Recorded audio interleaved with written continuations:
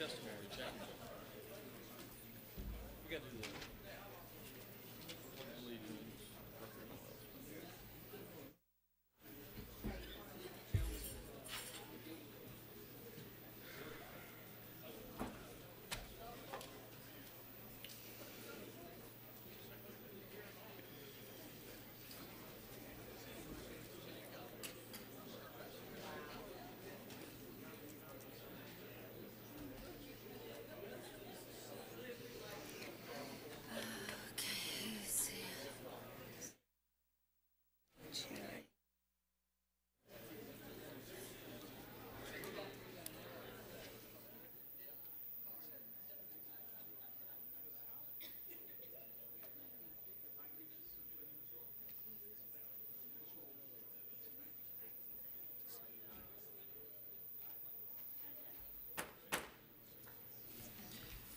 Hello and good evening. Welcome to the Fayetteville City Council.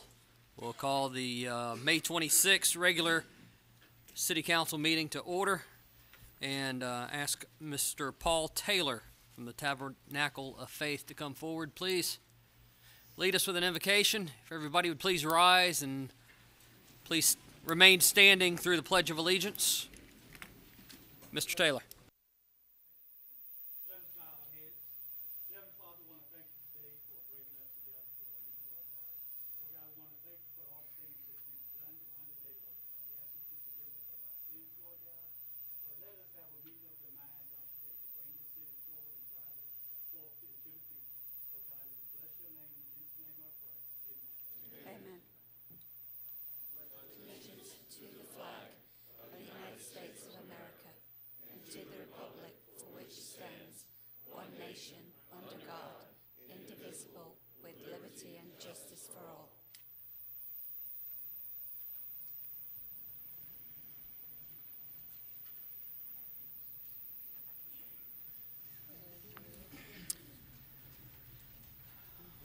I'd like to first recognize a couple of our esteemed visitors this evening, and that's Senator Ben Clark.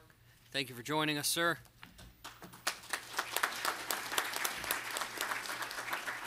I do know that there will be other members of the delegation joining us shortly. Representative Floyd, I understand you're here as well.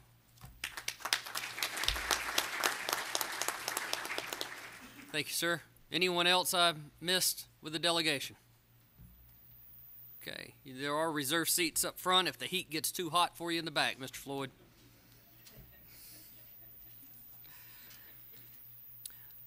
Would like at this time to recognize our Mayor Pro Tem for a proclamation on the Project Homeless Connect and ask Reverend Wright, Councilmember Wright, to come down front, please, for the presentation. Mr. Sharp also, if you'd come forward. Victor Sharp.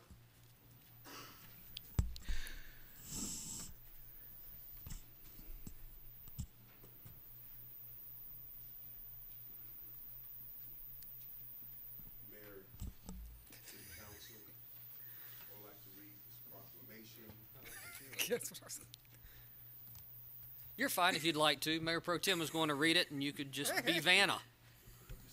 Go ahead. The City of Fayetteville, North Carolina proclamation. Whereas the City of Fayetteville is committed to ending homelessness. And whereas on January 29th, 2015, the 2015 Continuum of Care Homeless Population Point-in-Time Survey identified 593 homeless persons. 68 were at risk for being homeless. 528 students within the Cumberland County school systems who were homeless or at risk of being homeless in the Fayetteville-Cumberland area. And whereas PIT, the Point-in-Time Survey, identified homeless people that include the working poor, veterans, people with mental and physical disabilities, mothers who have fled domestic violence, and people with few choices in affordable housing. And whereas the Cumberland County Continuum of Care and Homelessness has identified efforts in which to address homeless issues in the City of Fayetteville and Cumberland County through the COC Action Plan.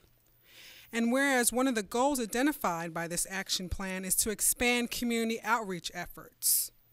And whereas the Cumberland County Continuum of Care on Homelessness will sponsor the Project Homeless Connect on May 28th, that's this week, at Smith Recreation Center as a means of accomplishing such efforts. And whereas a Project Homeless Connect is an event designed to offer vital assistance and services to include healthcare screenings, job placement opportunities, housing support, and government services in a one-stop model. Whereas this year's Project Connect is preparing to serve approximately 300 people during a time when the community is continuing its efforts to increase affordable housing and expand economic opportunities. Now, therefore, our mayor, Nat Robertson, by the virtue of authority vested in him as the mayor of the city of Fayetteville, do hereby proclaim May 28th as Project Homeless Connect in the city of Fayetteville.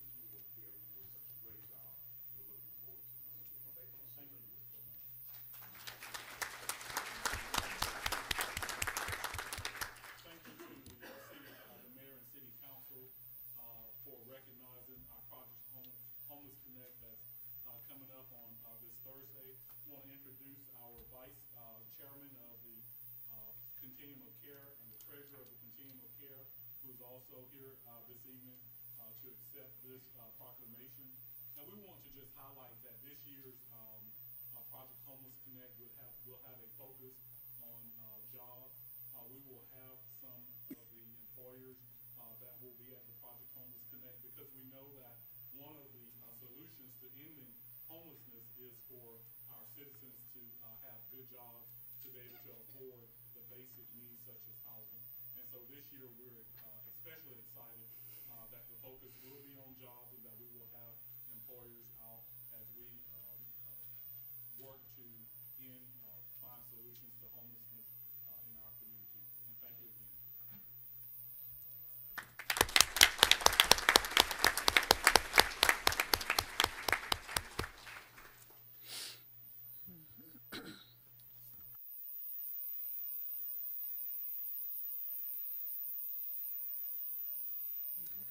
At this time, I'd like to ask Crystal Glover to come forward, please. Councilmember Jensen and Jordan and Jenna.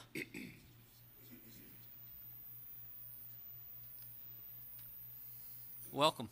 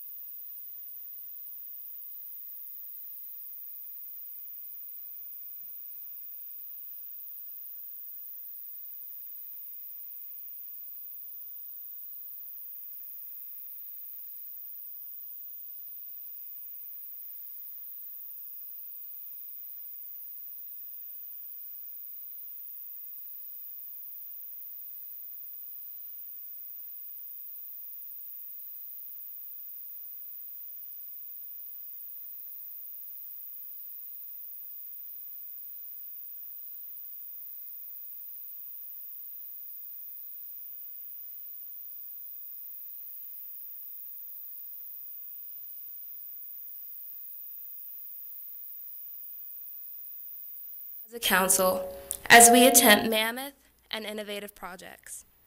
The individual I speak of, whose support was instrumental in our rapid success, was once one of us. A young leader in his community, his love of service would guide him to the role as our very own mayor. Mayor Robertson has attended our meetings, provided lasting advice, and always been our most dedicated and prominent advocate. His support has changed the way we as youth look at our local government, look at our peers, and look at ourselves.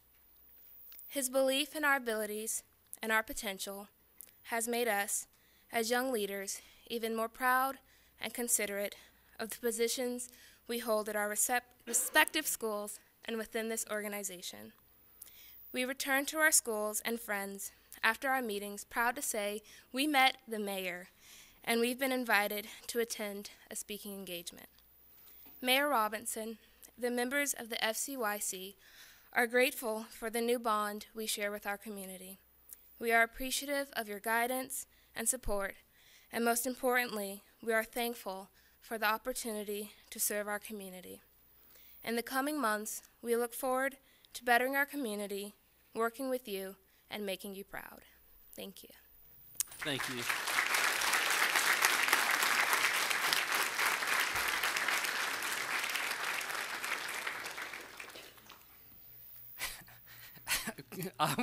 I'm going to get you guys. Thank you very much for the honor, but the honor is truly mine to be able to work with you guys. The direction and the focus that you've put, the man hours that you've put forth this year to get this organization up and running and to get accredited is just unbelievable for your first year, and you make me very proud. And Mayor, we do want to talk about, we are having the Glow Fest run on September 12th. This is the news breakout. Please like it on Facebook. It will be our first annual Glow Fest run, so we want to have just as many people as the Color Run had this weekend. This is Crystal Glover, and why don't you give you this? Well, wait a minute. While we're still talking about the run, tell us how that works. What's a Glow Run? Okay, the Glow Run is, would you like to tell me what we tell? Okay. September 12th, we are going to have it. It's going to come off of Festival Park. It will start around 7 o'clock, and everybody, we were going to be throwing, it's going to be at 7 p.m. 7 p.m. at night. Everybody's supposed to wear white, as I'm assuming, and we will be throwing paint, and you will have glow sticks, and it will be like the Color Run just at night. There will be a concert afterwards for the kids. And I'm sorry, I do not know who it is, and I can't remember because I'm too old. Do you remember? Does anybody remember the name?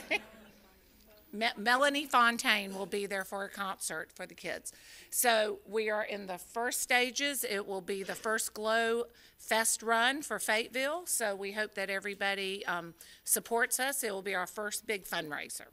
And I want to present this to Crystal Glover. She has taken our children, all 120 of them, and has let them shine and let them be who some of them, I don't think that they think they could be in a leadership position, but they have overcome that. So once again, can we have a round of applause for our youth council?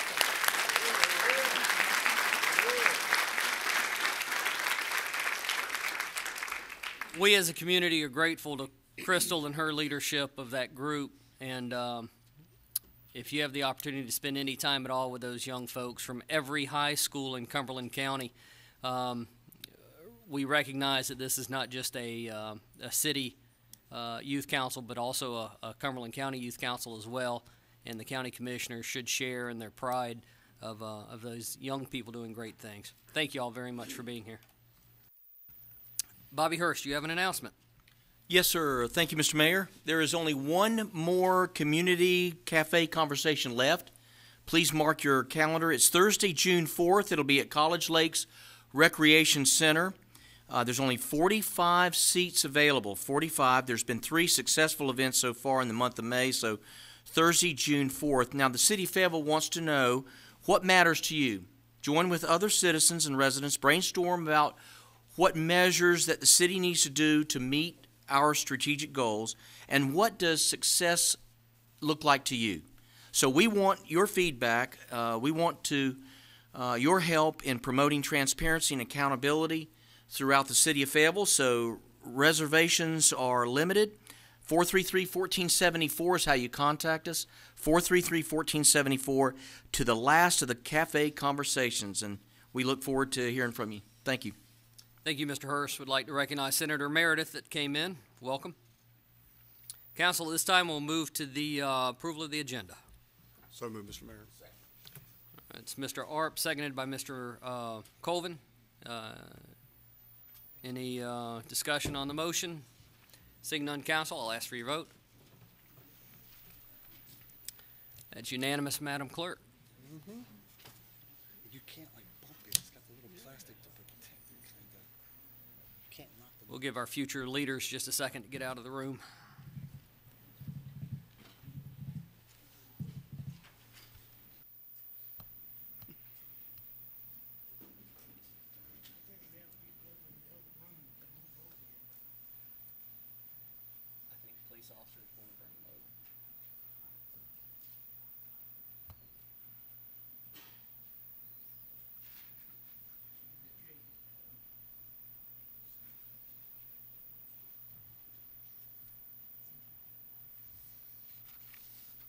For those residents that are watching from the overflow room, there are now seats available in the chambers if you'd like to come in.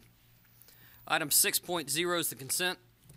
Mr. Mayor, I would move that the council approve the consent agenda with amendment as follows: that item 6.05, capital project ordinance for the Multimodal Transportation Center, be pulled for a brief discussion. Item 6.08, budget ordinance amendment, be pulled for a brief discussion.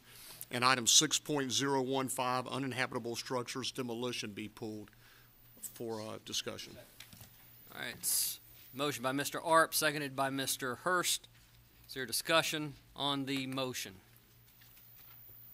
Seeing none, council, I'll ask for your vote, please. Madam Clerk, that's unanimous. Mr. Arp, 6.05. Thank you, Mr. Mayor. If we could just get a quick update on item 6.05, that's the our $13 million multimodal transportation center. Mr. Voorhees.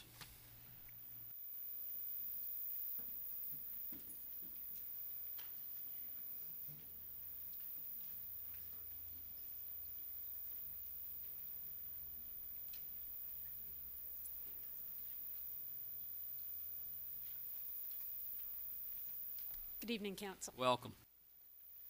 Did you have specific questions, Mr. Arp? Yeah, if you could just explain what we're doing tonight with this measure. Okay.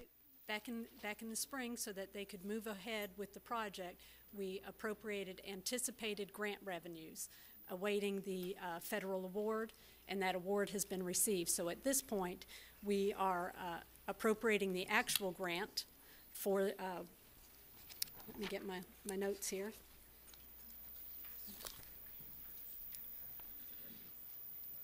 It's $1.7 million in federal grant revenues that have been received, sir. And Tracy, if I recall, we had a marker in there for 1.7 million. So basically, all we're doing is cleaning the books up. Yes, we were certain we were to receive the grant, but until we actually got the grant, we appropriated the anticipated proceeds. Okay, and then we're going to, Mr. Manager, I think you shared with us tonight, we're going to get a full update on the multimodal center next week. Yes, council member. On the council's June 1st work session, we'll discuss project budget and schedule. Okay, thank you. Unless there's any other questions, Mr. Mayor, I would move that we approve the item 6.05 capital project ordinance 2015-26 as presented by staff. Second. Motion by Mr. Arp, seconded by Mr. McDougal. Any questions in reference to the motion? Seeing none, council, I'll ask for your vote, please. Madam Clerk, that is unanimous. Mr. Arp, 6.08. Thank you, Mr. Mayor. If we could we have a representative from PwC briefly come up and discuss this item for us? Thank you, Dwight.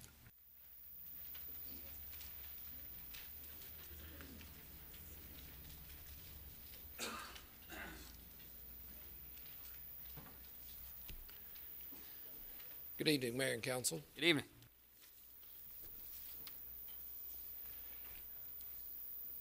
We feel like that the expenses for the fleet maintenance will go over the budget, and mainly the driver there is repair parts. The repair parts, you can see on the attachment, I think it's page 3. We'll give a detailed there of $650,000 is the adjustment there. Also, the fleet administrative overhead is $52,000. So we're proposing to increase the budget expenses by $702,000 and the budgeted revenues by the same amount.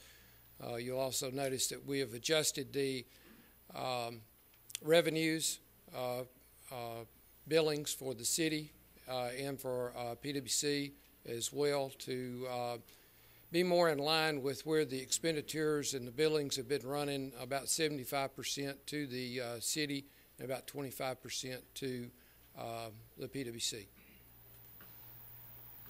What, if you don't mind me asking, what's the impact if you don't receive the amount of money that you've proposed? You don't have enough money to continue the fleet maintenance, or you don't have enough money to buy the parts? What's the impact? Well, it would be enough money to buy the parts. So once the money runs out, we'll have to stop until the next fiscal year if that budget is approved. So it would have an impact on both scheduled and unscheduled maintenance? That's correct. Okay. I do have a couple of questions. Are you finished, Mr. Hart? Okay. Mayor Pro Tem Davey? Thank you, Dwight. I just had a general question. So in regards to the money that we're going to allocate or tonight or another night, is that an overrun just for 1 month, the $700,000, or is that just accumulation of parks and maintenance that's been happening for the whole year, that it's been an overrun? This is what we're projecting for the full year. We did not anticipate repairing the additional police cars that was refurbished, and there is some additional maintenance in regards to the scheduled preventive maintenance where cars are coming in as scheduled now instead of sporadically in the past years. So those are the two main items that we see that is contributing to the increased expense. Mr. Colvin? Mr. Miller, how you doing? Thank you. I was reading over this. So, as you know, the fleet maintenance has been a area of conversation. And if I'm reading this correctly, you're showing a total budget of $9.8 million that was allocated to this fund for this fiscal year, right? Yes. Does that include this additional $702,000 that you're asking for? The $9.8 million is the increase, or what the new total will be after the $702,000. And basically, you have the city of Fayetteville being billed $6.3 million of that, and the PWC $2.1 million, right? Yes. Okay. And this is estimate, so I mean it can change in the last 3 months, but it's a little unproportional. So, how many vehicles would you say are being serviced? What's the ratio you would say of city vehicles versus PWC ratio of vehicles being serviced? We have, PWC has approximately 600 vehicles. I'm not sure the number of the city's fleet that's coming in. Mr. Manager, you know any of that right off? We can get you a detailed answer. It's around 2,000. Around 2,000. Total between the two. So that makes So ours 1,400 and 600, thereabout. Well, 12 us, 6 them. Okay. So We need to get you that number. all right. And so, secondly, does any of this additional requests include any of that overhead and markup that's been talked about lately, the 44% or whatever the number is? Let me direct your attention back to that same page 3 of the expenditure items. If you'll,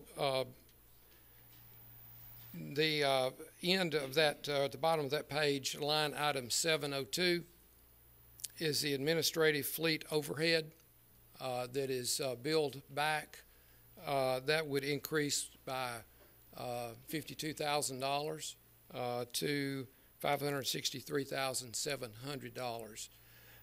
This is 8% of the salaries, the FICA expenses, the benefits, and the total operating services less the administrative overhead. This 8% is an agreed percentage between the city staff and PWC staff. Then that is billed to the city and to PWC based on the amount of work or the dollars that is billed to the city and to PWC, which is currently 75% city, 25% PWC. So are you saying that the only markup that's on this number is the 8% that you just described to us, or is there any additional markup service fees? That is all the markup. You'll see those on this same page, those items that start with number 103 through 126. All of those items, with the exception of 702, the administrative overhead, is overheads that is cleared through the 20% on parts and 20% on the total bill. I'm confused now. So you got the 20% on parts and 20% on the total plus the 8, or is it just 8? Well, that's how we come to the $500,000 is the 8% of those items that I had listed earlier. So what's the number with that? So the number that we're clearing basically is the $536,000 of the new. That's the new number that we're asking to be cleared through the overheads. All of these other numbers are indirect cost.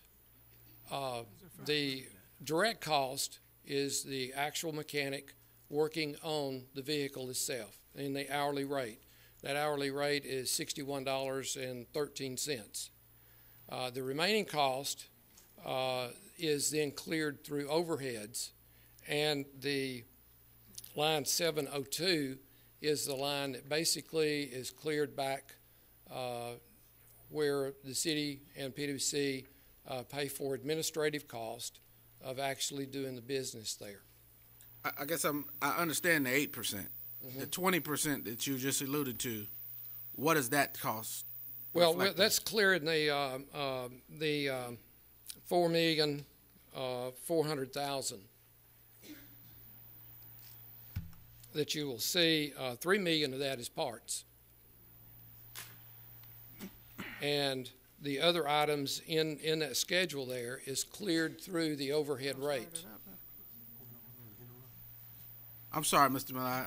Okay, so you said $4 million was total. 3 of the 4 were parts. I understand that. Mm-hmm. How much is that? What is the 20% number that?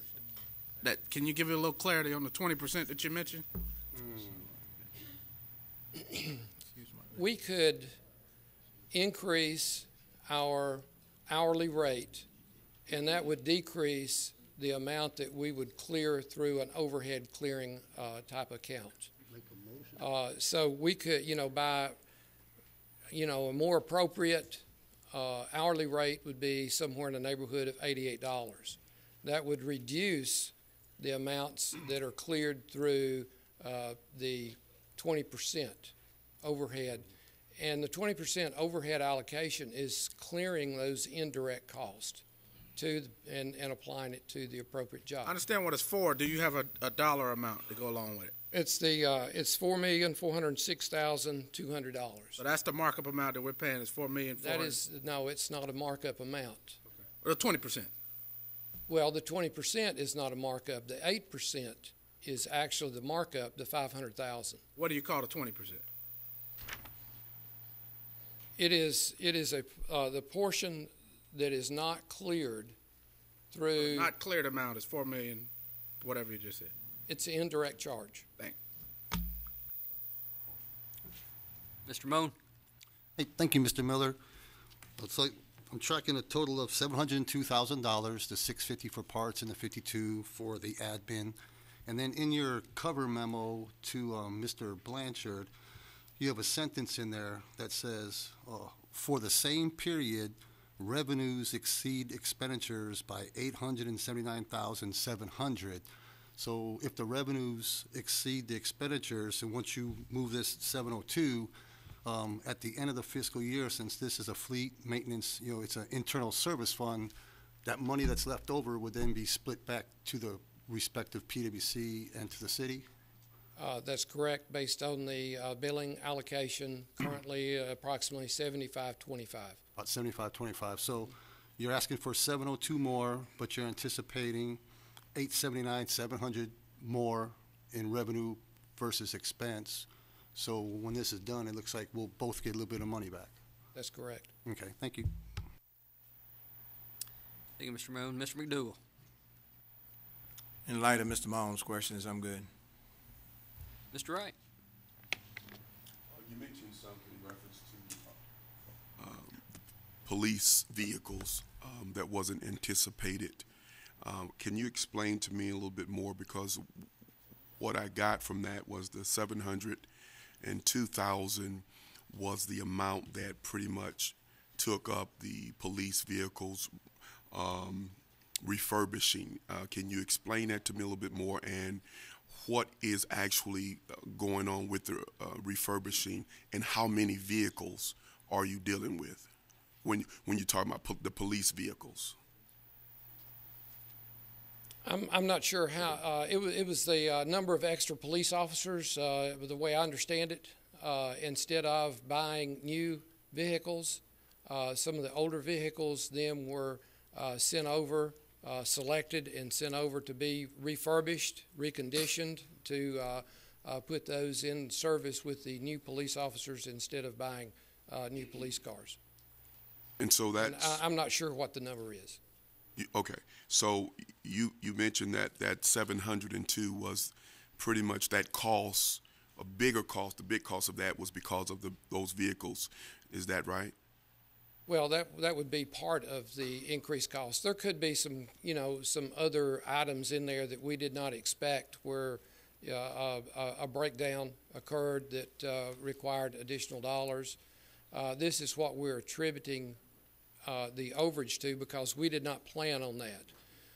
And also getting vehicles in for preventive maintenance, which will pay in the long run by not having those breakdowns and trying to catch things on the front end. So those are the two main items that we see that is driving this cost. Okay, this is my last question, Mr. Mayor. Does vehicle scheduling and maintenance have any downsides when it comes to this amount, when it comes to the maintenance scheduling, if they're on time or if they're late? Is there an extra cost? I'm not sure that I can answer that. Okay, thank you. Mr. Crisp. No, sir. All right. Thank you, Mr. Crisp. Mr. McDougal. Just a thought that was generated, and it's probably not for you, Dwight. It's probably for the staff, because we put money in the budget for refurbishing cars. I don't know. I want to know where it went, or what other budget category might it be in. If we didn't put it in this particular place, where did we put that? I think did we not appropriate about? We need to keep in mind that the Fleet Maintenance Internal Service Fund is a separate fund. It's almost it's a separate item. So if the city is budgeted, and city staff can correct me if I'm wrong, they've budgeted for those refurbishing of those cars to be paid into the Internal Service Fund. So that would be through the billings and all would So I'm correct, but okay, that's fine. I'll leave it alone. Yeah, they got it somewhere. They didn't hit it. Okay. Thank you, Mr. McDougal. Mr. Art. Mr. Mayor, I would move that we table this item for further discussion at our work session. I think there's some questions that remain a little bit clouded that we'd just like to get some clarity on. Specifically, the numbers of vehicles. I'd like to know the numbers of vehicles for both organizations, the city and PWC, and then also some further clarification on the cost allocation and the markup or overhead that's charged to these buildings. Second. All right, motion by Mr. Arp, seconded by Mr. Wright. Discussion, council, on the motion. Mr. Moan? If we're going to table this, I'd like to set a date like, hey, let's do it this coming Monday when we have a scheduled work session, and then the very following Monday, we bring it back for, by then it should be on consent because all the answers. So I agree. That's a good or let's set some dates. Yeah. Okay, you'll accept Monday. Mr. Arp? Table it until Monday's work session for discussion for a vote the following full council meeting. Mr. Wright? I second that. All right, thank you. Council, further discussion?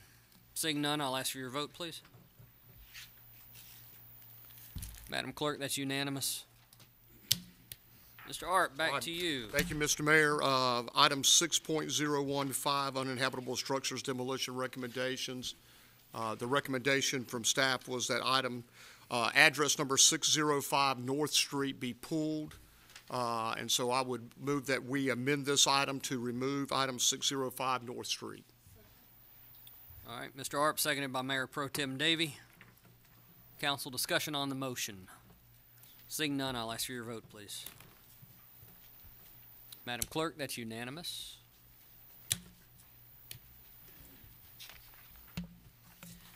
At this time, we'll move in our public hearings. Individuals wishing to speak at the public hearing should have signed up with the city clerk prior to the start of tonight's meeting. Each speaker in this first public hearing will be limited to 3 minutes, unless your group wishes to appoint just one speaker. Time used in response to a question from a council member will not be counted against your time. Discussion following the public hearing will be limited to this body only unless someone from this chair recognizes you to respond to a question. When you hear your name called by the city clerk, we ask that you come to the podium and clearly state your name and home address for the record. Then when you see the lights located on the podium change from green to yellow, you have 30 seconds left to speak. When you see the red light come on, your time has expired. And again, due to the policy restrictions of this council, we're unable to extend that time. With that being said, Madam Clerk, would you call the first speaker, please? Now we have a total of 19 speakers for this item. The first speaker is Miss Val Applewhite.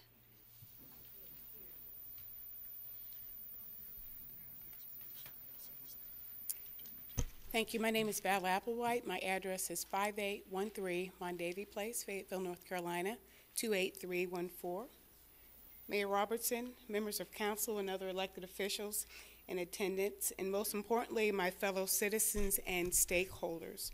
I appreciate this opportunity to present my view of House Bill 392. The charter, though not perfect, has stood the test of time for more than 100 years, defining the relationship between the City of Fayetteville and the Public Works Commission. As proposed, House Bill 392 jeopardizes our future, and it does not serve the best interests of the citizens of Fayetteville. I served on the City Council for 6 years, and I understand the importance of this current relationship.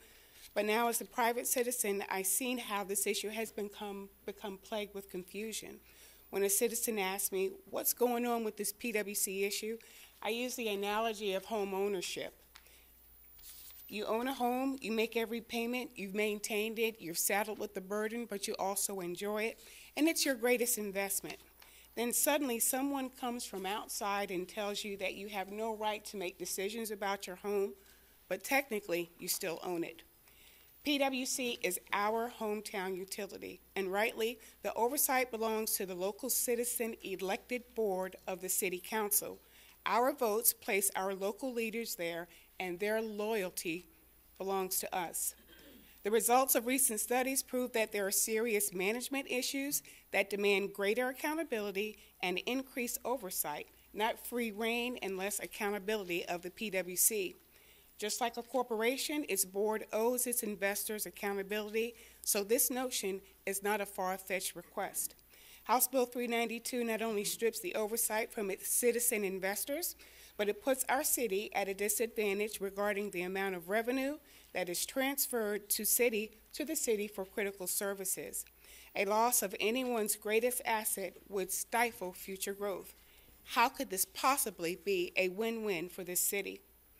As a 32-year public servant and a 20-year Air Force veteran, I understand the importance of leadership during tough moments. And even when I pull my son aside at basketball games to remind him that when the game is on the line and there's no time left on the clock, it's time for a hero, and we need leadership on the floor. And I ask him, who's that going to be? So I say to this council, to this mayor, to Senators Meredith and Clark, we need real leadership on the floor. We need someone that has the best interests in the future of our children, families, businesses at heart. We need a hero, and time is running out. I appreciate your time. Thank you, ma'am.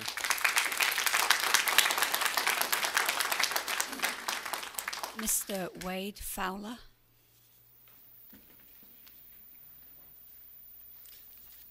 Hello, my name is Wade Fowler. I live at 2242 Jenna Shane Drive in the city of Fayetteville. I'm a former member of the council and now on the city's PWC commission. I recently attended instruction on governance in Colorado Springs, conducted by the APPA, led by Dr. Jeff Tarbert, who has 37 years as an executive consultant on public power governance. You see, I learned while I was there that we're operating on two different premises between the city and the public utility. The city, on numerous occasions, talked about its return on investment, which is what investor-owned utilities look at, return on investment. The premise behind public power is for it to provide reliable service at the lowest reasonable rates for its ratepayers. Fayetteville's Public Works Commission has excelled at that. It received the Diamond RP3 top award for reliability from the APPA for 3 consecutive years, one of only 4 utilities in the entire country to accomplish that fact. The rates are in the lowest 25% statewide, and yet we still provide $9 million a year in transfer to the city. The locally maligned Navigate project has received national recognition as an American Business Award finalist and also received an Award of Excellence for Best Customer Information System Implementation. Last year, the utility won the Scattergood System Achievement Award for APPA, in other words, the overall best utility in the country. As to governance, Dr. Tarbert said the best governance models have control in either one entity or the other, not split between the two. And that's where I believe House Bill 392 clarifies the intent of the 1905 Charter and provides more than sufficient oversight for the council. The council would now appoint 5 members instead of 4, would retain full audit authority, including specified authority to choose who the audit firm is, and would also be able to require reports as it sees fit. And the commission now would also be subject to oversight from the local government commission. Speaking of oversight, I was surprised that in this time of turmoil and heightened discussion about oversight that the council placed the presentation of Fayetteville PWC's $360 million budget at the end of a long meeting and then asked only 2 questions, one of which was about the utility logo. There were over 200 capital projects in the budget. There were no questions about them. Similarly, the council requested the mayor to convene a meeting about purchasing as they were concerned about purchasing by PWC. 2 commissioners attended the meeting, as did the interim general manager, the chief financial officer, purchasing manager for the utility. The city manager, assistant city attorney, and the finance staff for the city attended. The only member of council that attended was the mayor. Truly surprising in light of the interest in House Bill 392. Lastly, I must confess my disappointment at the personal nature of public statements towards commissioners and members of the utility staff. Accusations of misappropriation of funds, a criminal offense, generally negative comments about individuals is unacceptable. It appears the council was trying to characterize the utility as a dog with fleas. I was appointed to this commission to fix it. Now, I did find some areas to improve, but instead of finding a dog with fleas, I submit that I found an AKC champion. Thank you. Thank you.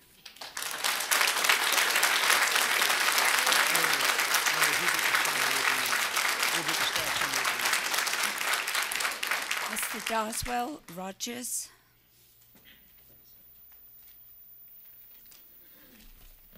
Mr. Mayor, City Council, elected officials, my name is Darswell Rogers. I live at 1305 Stanfield here in Fayetteville, North Carolina. I'm a commissioner here on the Public Works Commission. I was appointed by City Council to this position and began serving in October of 2013. Before I even became a commissioner, it was apparent that the relationship between the commission and its staff and the city and its staff was strained. I believe it's accurate to say that the disagreements on who is in charge of governance at PwC is a hidden cost to taxpayers and ratepayers that has easily cost over the decades millions of dollars. The two bodies have spent time and money on who's in control versus the other very important issues that we are concerned with for our citizens and ratepayers. And the issues here are very basic, and let me give you 3 examples. Here's 3 questions that come up all the time. Can the City Council set policies that PwC must follow? Can the City Council mandate the electric, water, and sewer rates PwC charges? Can the city order PwC to expend money on particular non-PwC projects or require a transfer to the City General Fund? Now, back in 2006, the city and PwC hired the law firm of Parker Poe to review the PwC charter, and the goal was to finally and definitively answer all these questions about the governance of PwC. And I will submit, when I'm finished talking here, for the record, a copy of the 7-page report by Parker Poe and Schedule F of that report. Note that Parker Poe is currently the law firm that the city is using to represent itself in its legal matters with PwC. Now, I want to focus on the Schedule F report, which is 8 pages of questions by City Council regarding the governance of PwC, and Parker Poe answers all those questions. The 3 questions I raised at the beginning are included in Schedule F, and in each case, Parker Poe's assessment can be paraphrased as follows. No. If the City Council wishes to gain a greater control over PwC, it needs to amend the charter. This is the advice of our and your council back in 2006, and here we are in 2015. And we need to bring this to a definitive closure. You know, Councilperson Colvin, I believe, said it best in one of the morning radio programs. I paraphrase his comments. He said, "This council has decided not to kick the can down the road for future councils and commissions to deal with the governance of PwC." Now, I'm a person with over 25 years experience advising executives and investors, and it is exceptionally critical to have clarity over who's in charge, especially as it relates to budgets, human resources, and risk. And so I close, and I agree with Councilman Colvin. Let's get a definitive decision so we can go back to working in the best interest of the ratepayers and the taxpayers. House Bill 392 provides that definitive decision as it is currently drafted in the House bill. I appreciate this opportunity to speak.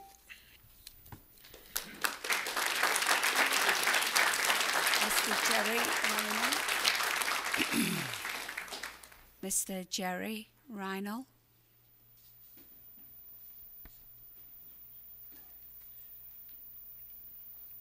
Mr. Mayor, distinguished members of the City Council, good evening. My name is Jerry Reinl, 516 Deer Path Drive, Fayetteville, North Carolina, 28311. Tonight I speak in opposition to the proposed legislation. A walk down memory lane from the oldest online archives of the Fayetteville Observer from 1988 shows that only some of the players and not the issues have changed, at least since the 1970s, with respect to the PwC contribution to the city's general fund. In the past, the interested parties managed to work out their differences without legal action or help from the General Assembly. I believe most join me in believing it is time to set aside the tempers and political agendas and work out the differences without legislative action. PwC is owned by the citizens and the ratepayers. Believe we all want to maintain a full-service, viable PwC capable of meeting our routine and emergency needs at very competitive prices. If the legislation goes forward, I have 2 recommended changes. First, I believe that the commissioners should be PwC customers and propose the following. Change, A, or 6A.2 point, qualifications of commissioners. The members of the commission shall be residents of the city of Fayetteville at the time of their initial appointment.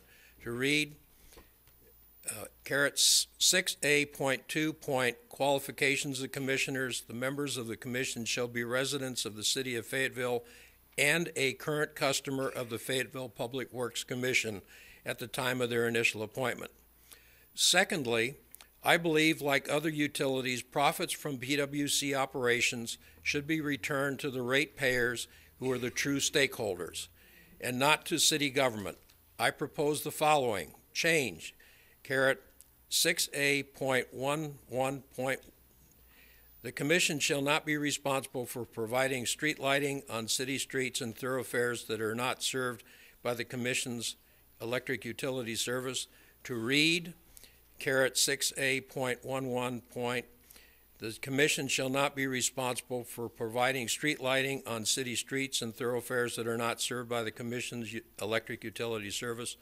All profits remaining after expenses and remittances to the city shall be returned to the Commission ratepayers in the form of a bill credit. I certainly hope the city and the PWC can work out the differences without charter changes. Thank you.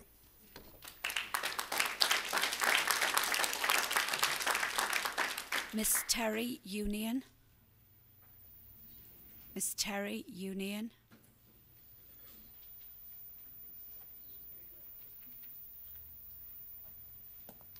Good evening. My name is Terry Union. I live at 115 Parkview Avenue in the city of Fayetteville. From 2002 until December of 2010, I served on the PWC Commission and twice served as chair. For 25 years, I served as president and executive vice president of a large, multifaceted manufacturing company with 10 manufacturing and distribution centers. Union Corrugating Company is headquartered to this day in Fayetteville. I dealt with complicated budgeting, accounting, tracking issues, including the purchase and installation of a large computer system, hardware, software, and training. PWC is a large, complex business. PWC is ranked number 35 of 2009 public utilities in the nation. 35. So when I came on the commission and began reading and studying and learning, and it takes a long time to learn, it's a very complicated business, I found that PWC was well run, that their best practices were excellent, that it was an accountable enterprise whose main focus is keeping rates low as possible while providing reliable and outstanding services to the ratepayers, to the community. PWC also is a great economic development tool, and I hope you will consider that when you're thinking about the utility. It's one of the few things we have that can attract business to this area. PWC is respected across the country, and Fayetteville should be proud of this asset. There's been an attempt to indicate that PWC will have no oversight or accountability if the charter is changed. This is not true. To the contrary, PWC will have oversight from the local government commission. The LGC will provide strict oversight of every aspect of the financial operations of PWC. In addition, meetings will be subject to all sunshine laws, which require open meetings to which the press is invited. So there'll be plenty of oversight under the changes to the charter that are anticipated. It is time for the charter to be updated and the roles and responsibilities of the commission clarified in order for PWC to continue serving our community with outstanding services at the lowest possible cost. Thank you for allowing me to speak.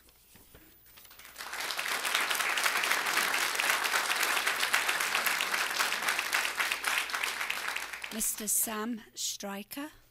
Mr. Sam Stryker.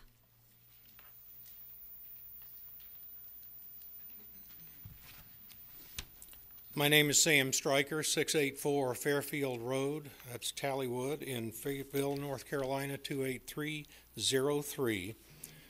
I am a resident and a freeholder in Fayetteville and a customer of the Public Works Commission. I have spent over 44 years in the electric utility industry in engineering and management positions.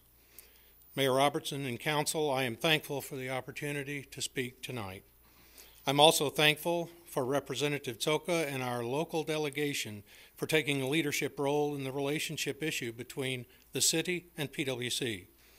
It's obvious that the delegation recognizes the present need to clarify the role that Council plays in the Commission's operation. Just as in 1905, the revised charter again eliminates the political component from the operation of utilities. To me, this is as it should be, because no one I know of has ever been elected to office by promising to enforce codes, adhere to standards, or perform routine maintenance. Unfortunately, all this and much more are necessary to serve the utility customers, and providing service is what PwC is all about. Service that focuses on the customer's economy, security, and reliability. As one who is somewhat familiar with PwC's history and inner workings, I've always been impressed with the reasoned and examined approach that the Commission has taken during its existence. To me, it bears out the wisdom of the original 1905 charter. That charter and the Commission's diligence for 110 years has brought us to the place where PwC's customers have a competitively priced and reliable electric, water, and wastewater utility service. If memory serves, now this was 11 years ago when we were doing our centennial, the initial investment in PwC from the Board of Aldermen was $24,000. And, you know, this is not something I could check on because the internet didn't go back that far. For that investment in 1905, you know, assuming that was the initializing amount, the City Council, under the proposed charter, can expect to receive an annual rate of return of greater than 76% when adjusted for inflation. When compared with traditional rates of return, this should easily be sufficient for any governing body, in my opinion. Thank you.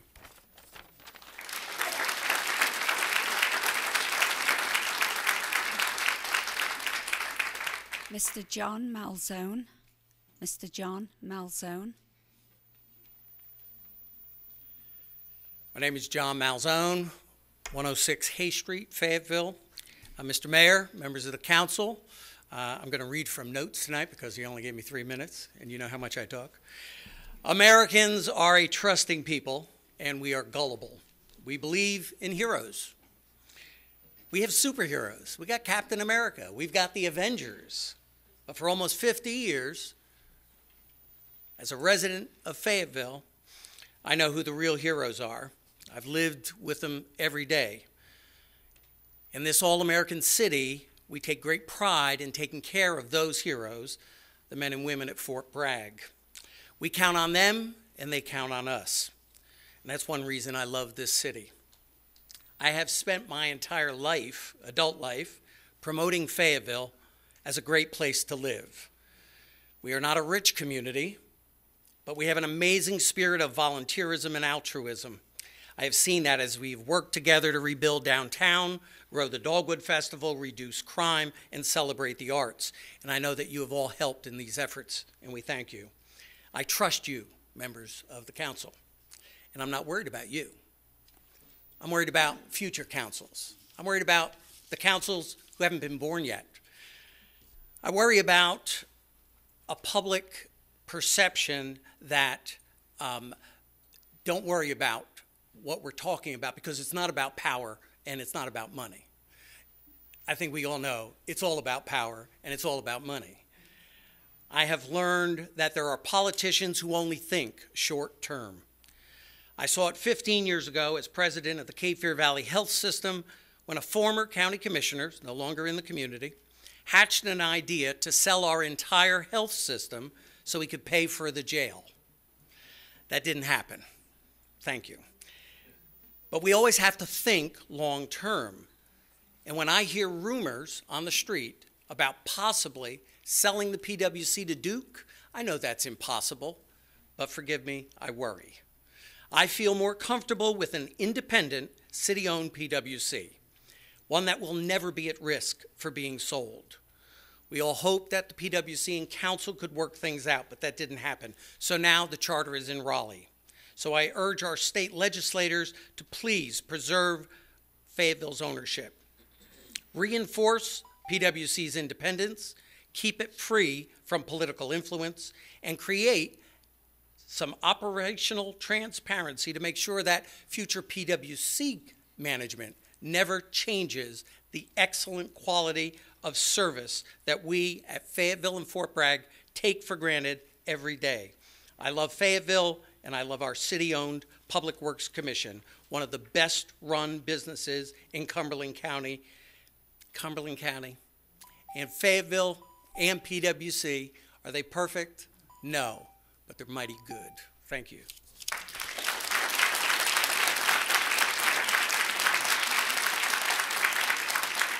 Mr. Chris North. Mr. Chris North.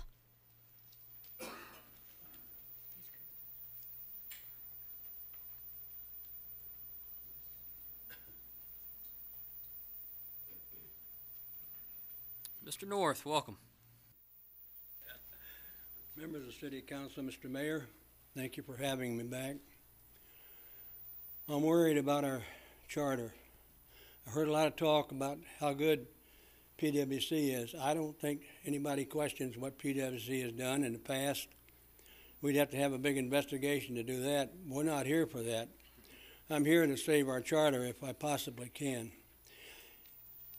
I cannot believe that the City Council has sat and let 2 or 3 politicians and a couple of businessmen go to Raleigh and threaten our city charter with dire harm.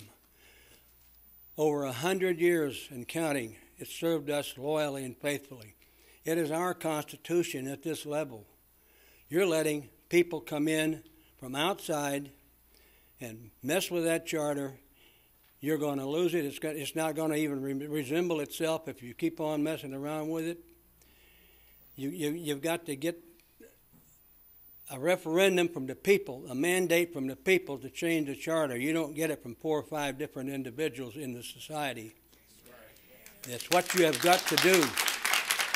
You're going to lose it if you don't stop this.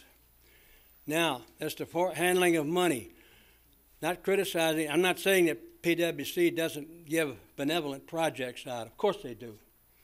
But what may be benevolent to some people may not be quite so benevolent to others.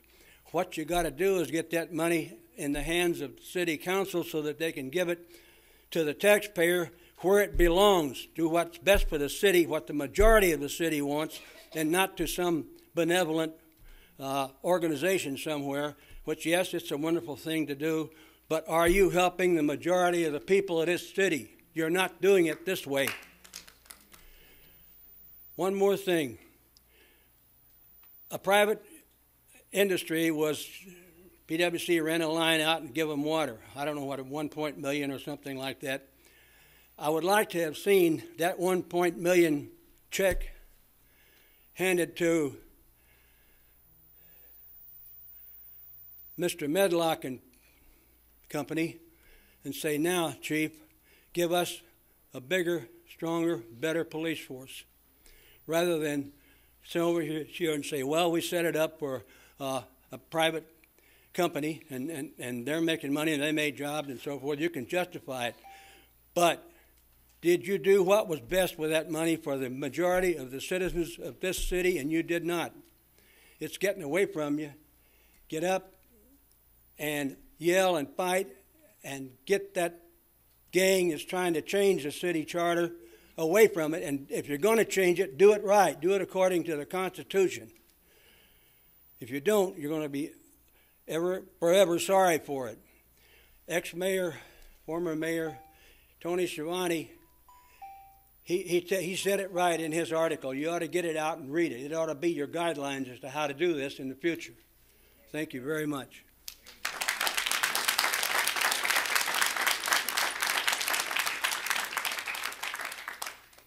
Mr. Stephen Blanchard.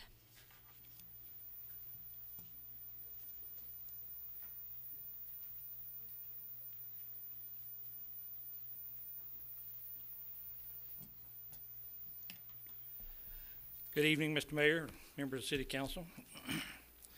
My name is Steve Blanchard. I live at 8768 Coates Road in Linden, North Carolina, 28356. And as most of y'all know, I've worked for PwC for 42 years. And I'm very proud of this organization and the work that we do. Stand here and say that very proudly.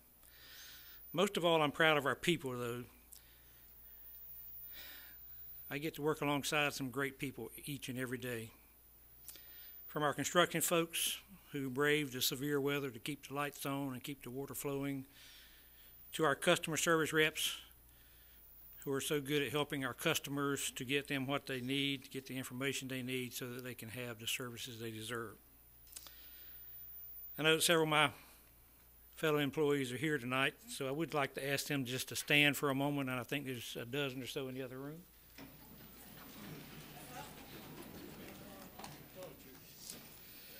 Thank you, folks, and thank you for everything that you do for PwC and the community. One of the reasons that this organization and these employees have been so successful is because of the way PwC was structured more than 100 years ago. And while the charter is old and outdated, it's a formula that has worked well, and with the proposed changes to the charter, we'll continue to serve our community well into the future. House Bill 392 seeks to clear up misinterpretations of the old charter and to clarify additional oversight of the city-owned utility.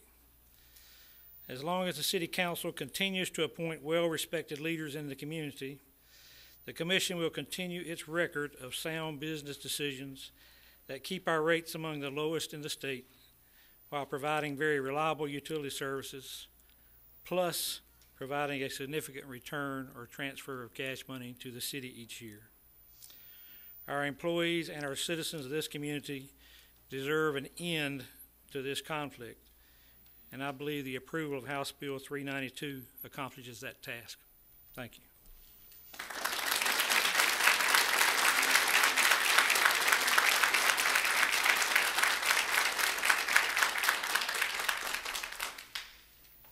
Mr. Bill Crisp.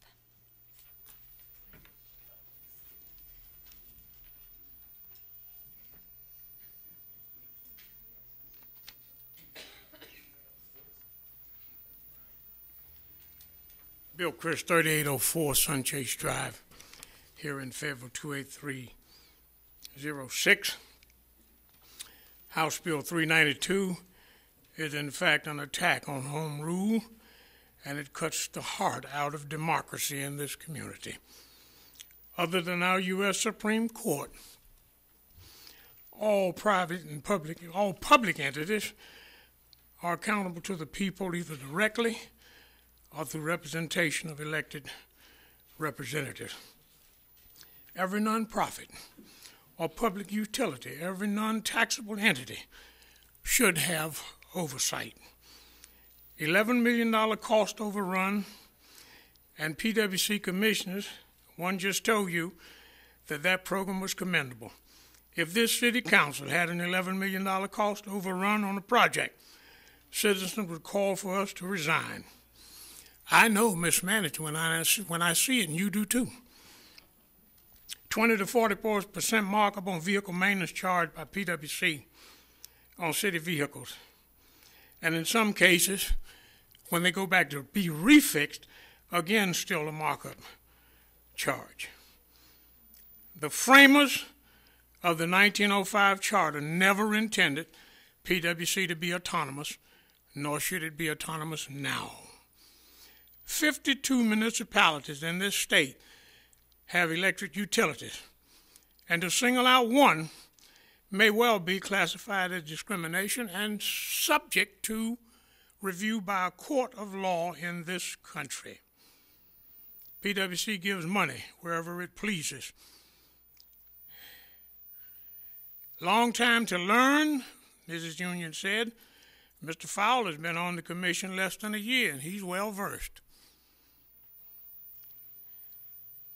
People not here tonight have said to me they are not going to speak because they feel their opinions will fall on deaf ears.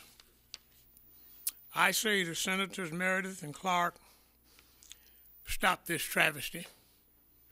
Leave the power of the people in the hands of its elected officials, just as those of you who are serving in Raleigh have the power vested in you by the people.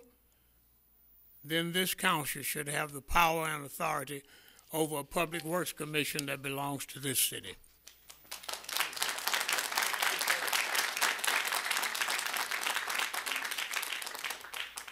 Miss Mary Owens.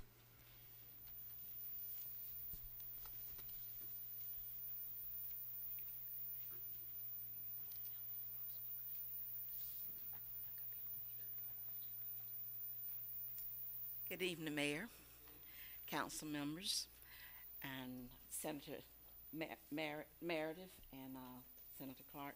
Good evening to the citizens of Fayetteville, North Carolina. I am so honored to be able to stand here tonight. I cannot say anything any better than Councilman Chris, what you just said, and Mr. Norfair. They spoke from the heart what I felt also. I'm not here to debate who's right, who's wrong. I'm here to say one thing. This is our beloved city. I think the council has done a great job. I think PwC has.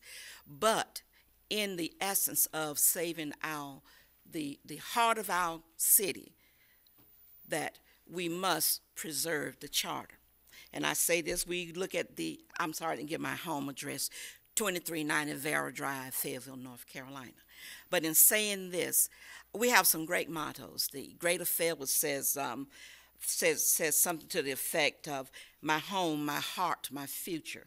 Our motto here in Fayetteville is history, heroes, and a hometown feeling. What happens to a hometown feeling when it's torn apart by bickering? And Mr. Chris said the travesty of it all.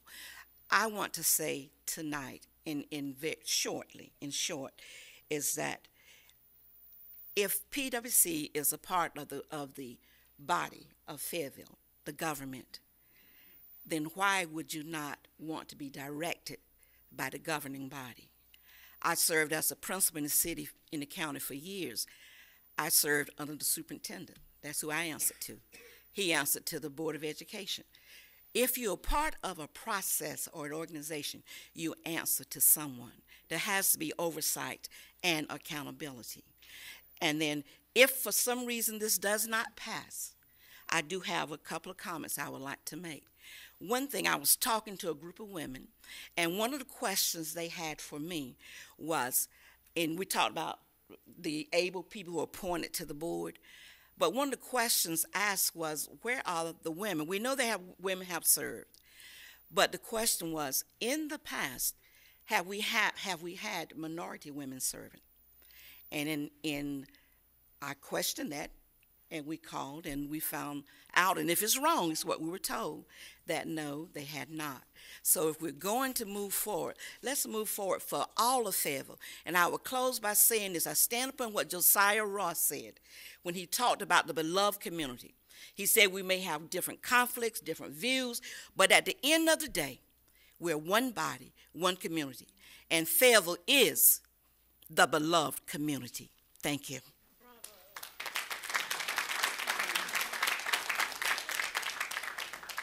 Miss Carrie Dixon.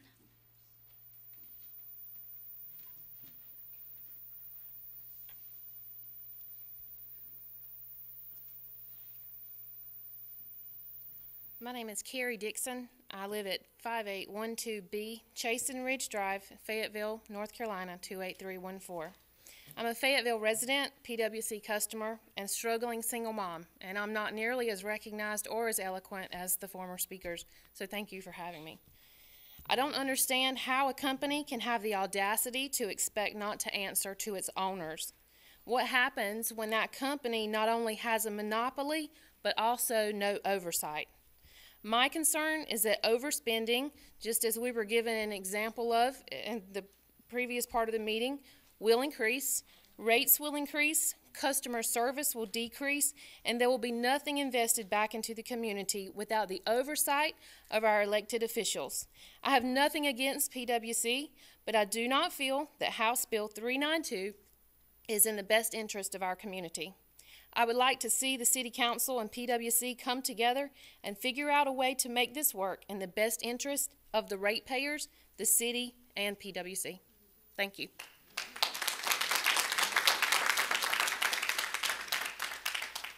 Mr. Dave Wilson.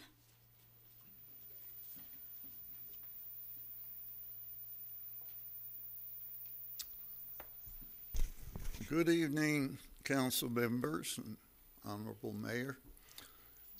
My name's Dave Wilson. I live at 6326 Morganton Road, which is out of ways. And I'm a customer of PWC, but a very small customer. I live out where they don't have any sanitary sewer offered. But I'm not at all impressed with House Bill 392. I think it probably ranks among the worst, one of the worst pieces of legislation to find its way through the House and now wallowing around in the Senate. I look around and I don't see the principal architect of that bill here, Representative Soka. I was hoping he would be here to defend his work. But I'm inclined to go along exactly with what Councilperson Crisp said, and that is this country runs on a constitutional basis of democracy. Implicit in that is that the people have a right to say what is what, and they elect people to represent them so that their ideas and attitudes and thoughts can be represented by representatives. This is not what's proposed. What's proposed is to have 4 individuals who have never been elected to anything make decisions on a $360 million business. Now, if this was a corporation, you know, has an elected board of directors, and those board of directors are elected by the shareholders. And if shareholders don't like the way the corporation is running, they get a different group of directors. That's not going to be the case if 392 is enacted. In fact, the voters and citizens and ratepayers of Fayetteville are going to be totally disenfranchised. We'll have no voice in what goes on there, and that's a bad thing. So I encourage the members of this council to discourage that piece of very bad legislation as it makes its way through the Senate, and we very much hope, that is, I speaking, I hope for the majority of the people of Fayetteville and the ratepayers, that it fails to get through. Thank you.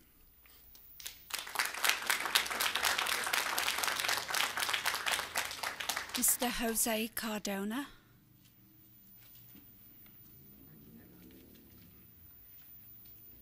Good evening, Mr. Mayor, members of the City's Council, ladies and gentlemen, dignitaries. How you doing, Mr. Meredith? I want to say this to you, but I told you so. Then you guys remember me being up here and saying you're going to lose the cart and the horse? This is what's happening today. Believe it or not, we are on the path to corporate takeover. What would it take for somebody to show up with another $200–300 million and say, we're buying you out? Gentlemen, PwC is a good company. It's been a good company for years. The problem is they're hauling to too much money. We have neighborhoods today, Mr. Arp. My neighborhood does not even have one sidewalk. That's Devonwood. LaGrange, okay, which is named after the Mr. Lafayette's big mansion he had in France, doesn't have one sidewalk because somebody's holding on to money somewhere. PwC got money, but you guys don't got oversight on it, or you guys cannot use it for that. Something's got to give here, okay? I don't mind paying the rates. I never come up here and complain about no rates. I pay my water, my sewer, you name it. I don't see nothing in my neighborhood whatsoever, with the exception of one time a month, they come in and pick up my garbage, all right?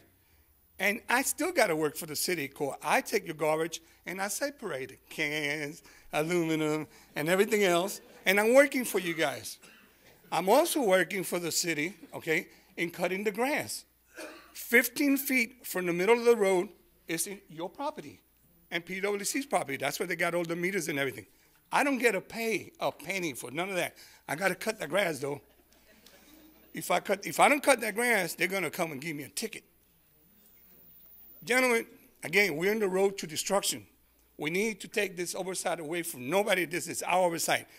These people should not be going around and getting their own personnel to work there. No. You guys should be selecting you. We appointed you guys to that position for you guys to make the selection. You make the selection for other agencies, right? So why not this one? What's the difference? I thank you for your time.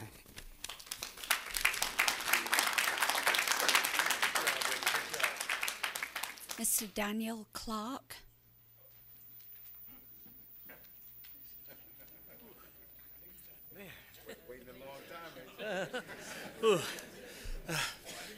Mr. Mayor, council members, and honored legislators, my name is Daniel Clark, and I live at 1108 Ronald Reagan Drive, 28311.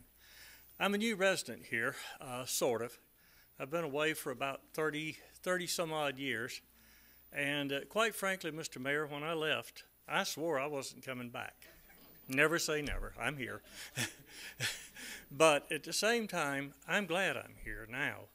I have done my best to be a good citizen here, but I have some complaints. So if I may, the first complaint is with our legislators. Guys, I don't know what you were thinking or what kind of funny air you were breathing when you put this thing together, but it's clearly not in the best interest of us here in Fayetteville. So that's the first gripe I have. The other thing is, I'm noticing that a lot of the money that's being handed out by the states goes to Apex, Cary, the Triangle, and Charlotte. How come Fayetteville doesn't get in? Okay, enough of that. Going on, PwC, I sort of feel like a hen in the Fox convention, but I'm going to say it anyway. When you guys brought suit, from what I could see, it looked like a spoilt brat, just kicking and squealing. That's not the way to act, and you know it. All right, now, you, Mr. Mayor, and the council, you guys need some help. You need some managerial help really bad. So I might suggest that possibly, I think somebody said something about you guys getting a group of people together to sort of oversee PwC. I'm not sure if I heard that right, but I think that might be a good idea. It seems like you guys are doing your best, but somewhere along the line it's turned into a sort of a hodgepodge. Things are getting lost. So hopefully everybody will get together and let's keep the charter the way it is. The way I read it, thanks to Mr. Tim White, it looks like PwC all along has belonged to the city. I mean, what's the problem? Thank you, folks. I really appreciate being able to speak to you.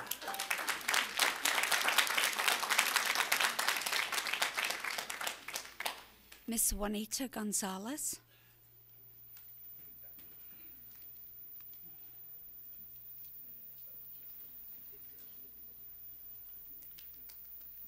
Good evening to all of you. Thank you for letting us speak. I'm Juanita Gonzalez. I live at 222 Wickford Court, Fayetteville, 28314.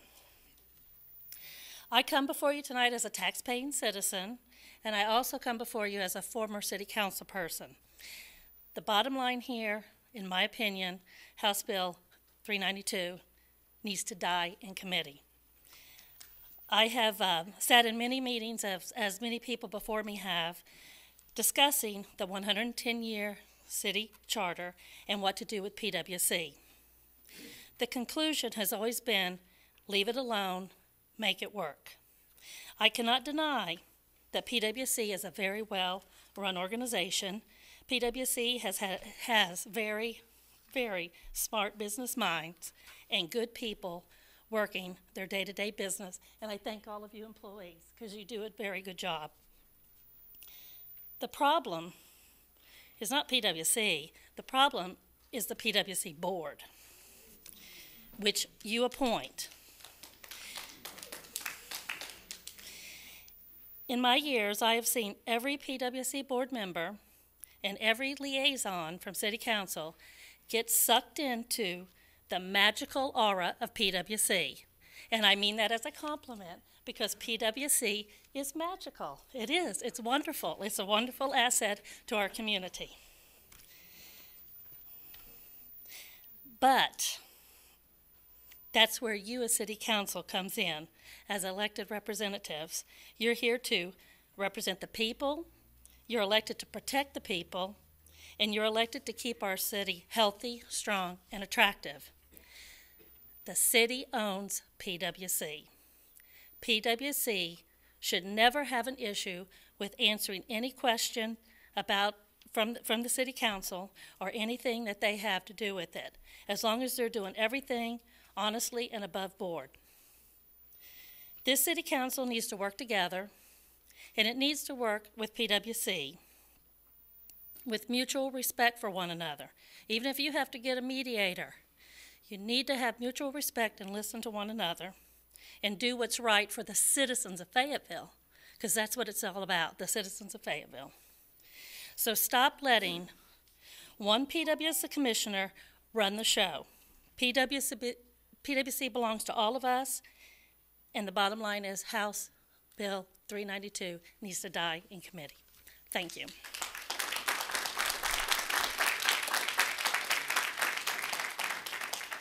Mr. David Nimmocks. Mr. David Nimmocks.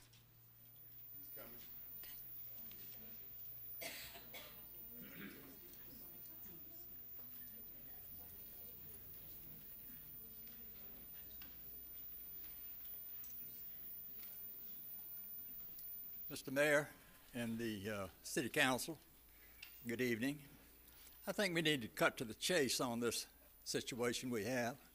The problem is the City Council is just going to have to suck it up and decide that they're going to run what's theirs. And what is theirs is PWC. Now, I'm not talking about all the employees of PWC. There's nothing wrong with them. They're very efficient in their job. But when it comes down to cooperating with PWC, I'm against that. I'm for you telling PWC what to do. And that's just the way it's going to have to be.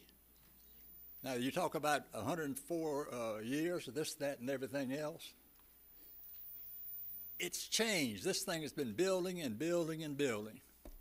And you City Council people have just maybe been unlucky that you've had to be in where you are when this thing popped. Now, the big thing is this. They sued you, is that correct? They must not like you. They must not like you. Now, if that's not enough to make changes at PWC, then I suggest, maybe you don't want to get mixed up in this fight, is to just step down off the council and let somebody else come in there and take your place and get this thing straight. But I don't see where it's going to sit there and be chummy and this, that, and everything else. I think there's going to have to be an abrupt change in the way things are done. And I would like to thank Senator Mayor Clark. They can stop the bill up there. They can just let it die.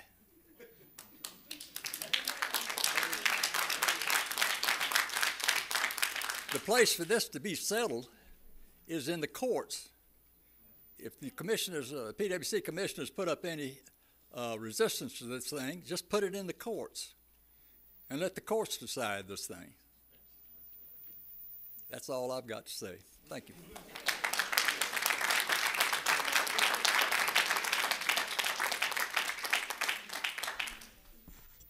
Mayor, our final speaker is Mr. Nero B. Coleman.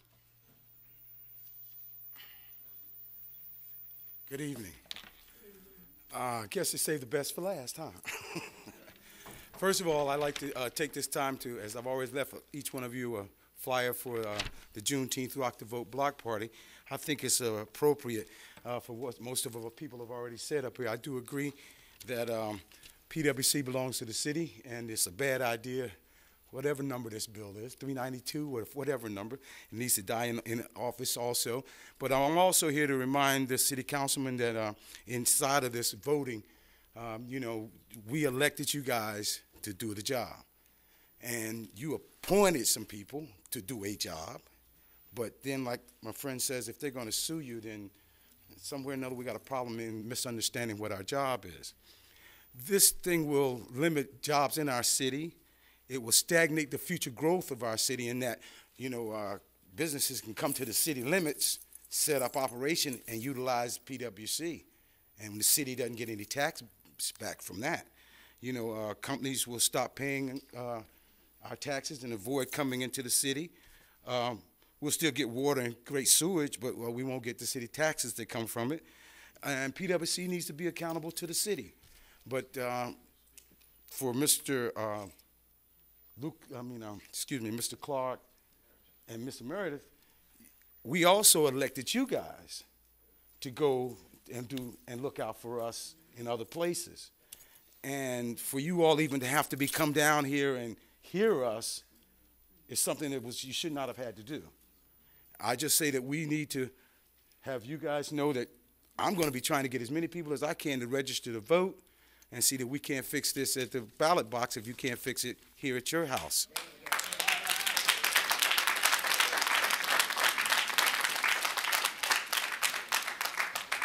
Mayor, we have no further speakers. Thank you, Madam Clerk. At this time, we'll close that public hearing and allow the folks that want to, that's going to be it on the PWC item. Allow those folks in the audience that want to leave at this point opportunity to do that.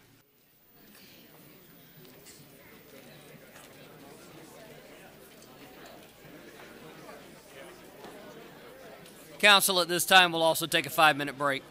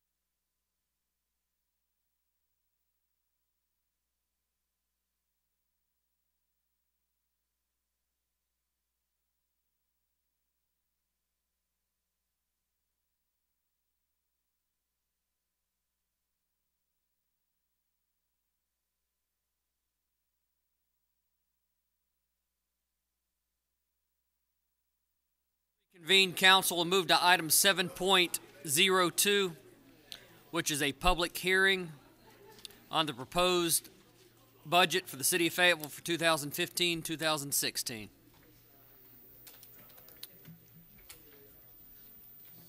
Madam Clerk.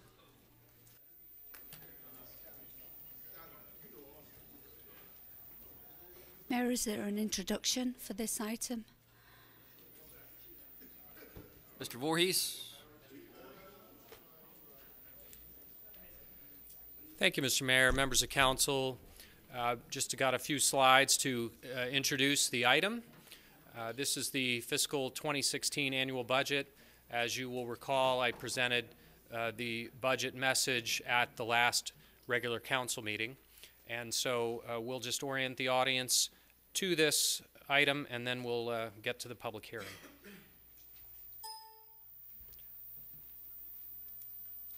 So briefly, the budget process. The recommended budget and the Public Works Commission's budget were presented to City Council on May 11th. The documents have been available for public review in the Office of the City Clerk. Our budget is on the city website. The PWC has a summary available on the website as well, and you may watch the scintillating video of yours truly on YouTube to your heart's content. Well spoken. These are the City Council's strategic priorities that you clarified at your strategic planning update retreat. As you can see, crime reduction and the police department are number one with the economic development interests of the community. Those are both tied for first, followed by parks and recreation, customer service, homelessness solutions, and a comprehensive land use plan. These are the priorities we used in developing the budget. And our goal areas in our adopted strategic plan for safe and secure community include completing the plan that was initiated this year by completing that 47 officers. So this year will be 11 additional sworn police positions funded in FY16, $2.9 million for construction to fund a new Fire Station 12, $1.3 million to replace all these self-contained breathing apparatus equipment for the Fayetteville Fire Department, a new fire and 911 dispatcher step pay plan, and then planning for department-wide deployment of body cameras. In our second goal area, diverse and viable economy, we have funds for development of a strategic plan for economic development activities. We have a new position, a local small disadvantaged business enterprise manager. We have funds to continue property acquisition for the Murkison Road area and a feasibility study for our major site reinvestment project. We continue to support other projects such as the farmers market and business incubator initiatives, and we have $100,000 to begin a redevelopment project fund in those corridors. Our third goal area, high quality built environment. We begin phase development of the comprehensive land use plan. We'll bring that back to council step by step. We have $3.85 million for street resurfacing, $1.3 million for stormwater drainage projects, $500,000 for a replacement to the Ann Street Bridge, which is currently closed, $125,000 for thoroughfare streetlight improvements, $375,000 for a major commercial demolition, and then we add an inspector to ensure compliance with our strengthened standards for street restorations following excavation activities. Our next goal area, desirable place to live, work, and recreate. We remind folks that the that the Westover Family Aquatic Center will open in July, and we have allocated an additional $2.2 million to construct another community pool at a location to be determined by the City Council. We've also funded a parks bond referendum in the event that the council wishes to go forward with this. The content of that referendum would be decided by council discussions over the next 90 days or so. We also fund an opening event for the FAST Multimodal Center, and you'll get a full briefing on that project on Monday. And then we fund a community relations specialist for neighborhood improvements and $45,000 for a neighborhood matching grant program. We hope this will be responsive to the Department of Justice's efforts to work with Fayetteville, the Fayetteville Police Department, and the Fayetteville community on how we can advance community policing. We have $100,000 to begin an affordable housing project fund, and then we've identified at least $100,000 to fund Gateway and many other facility improvements. Our next goal area, sustainable organizational capacity, $1.52 million for technology improvement projects. We're adding a geographic information system database administrator to our very popular GIS program. We maintain the police officer step plan. We fund step plans for fire and for 911 dispatchers. We provide the rest of our employees, our general workforce, 2% merit pay increases, and we start a 1% 401k contribution for firefighters and other general employees. Police already gets a 5% according to state law. This goal area, resident engagement and partnerships, we implement a new city website. We're looking forward to launching that before the new year, the new calendar year. We have call center improvements. We continue with our community cafes and rebranded community awareness meetings. We're expanding our social media presence and management in social media.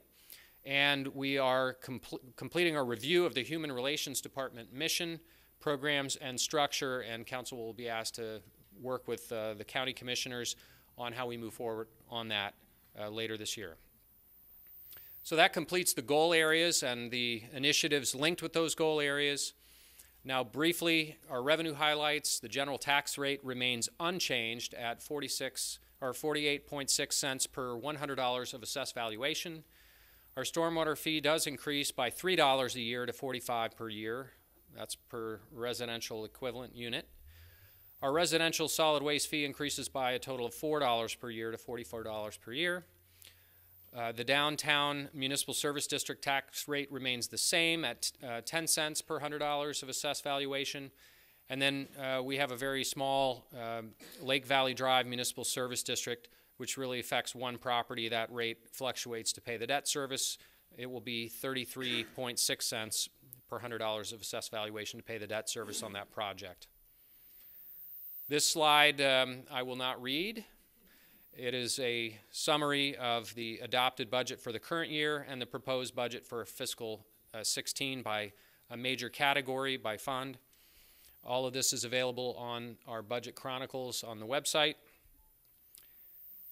Our next steps, we'll review briefly that we already had work sessions on May 13th and May 20th. We have a remaining work session on the budget scheduled for tomorrow evening. We are receiving public comment tonight, and our target is to adopt the budget on June 8th in time for the new fiscal year.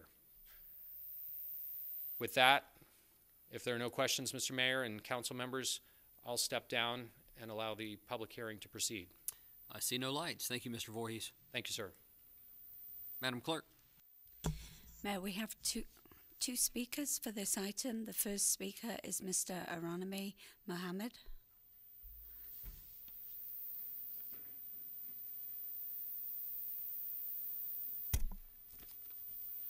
With the name of God, I greet you all in the greetings of peace.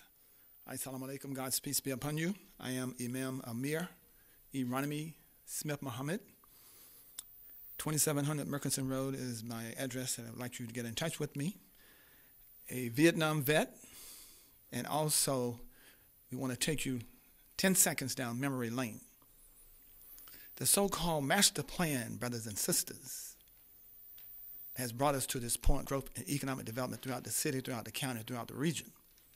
That includes Wilmington Road 700 new apartments, part of my work. Yes, I'm running for the Senate. That includes the Marvin plan, the master plan, downtown development. But it also includes Fayetteville State University, Langdon Street. Nat Robertson, remember this, he was on the city council 15 years ago. Langdon Street, brothers and sisters, is supposed to go from Langdon Street past the football field at Fayetteville State to the stoplight on Murchison Road and go straight across down to the lake.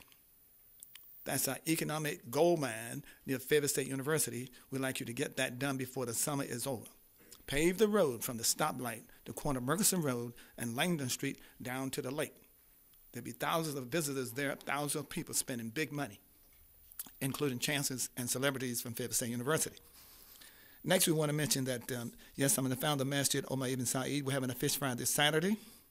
I also want to mention to you, the black community, African-American community, is being neglected with not paved roads. Roads are not being paved properly like they are in the white community. That's the part of the budget that needs to be justified. And I mean justified means it needs to be fixed.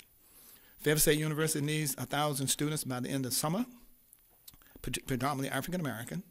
North Carolina Central University, working with my team, the North Carolina Legislative Black Caucus, on Thursday will be hosting at North Carolina Central University the search for the UNC Board of Governors chairperson. It's in Asheville today. It will be in NCCU in Durham on Thursday. Show you the power.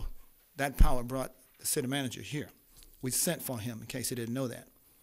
The holy month of Ramadan starts in June, about the 20th of June.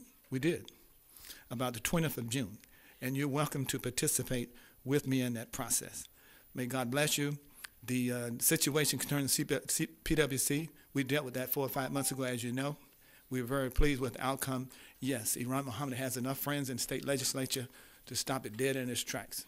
Thank you very much. Mayor, our next speaker is Mr. Jose Cardona.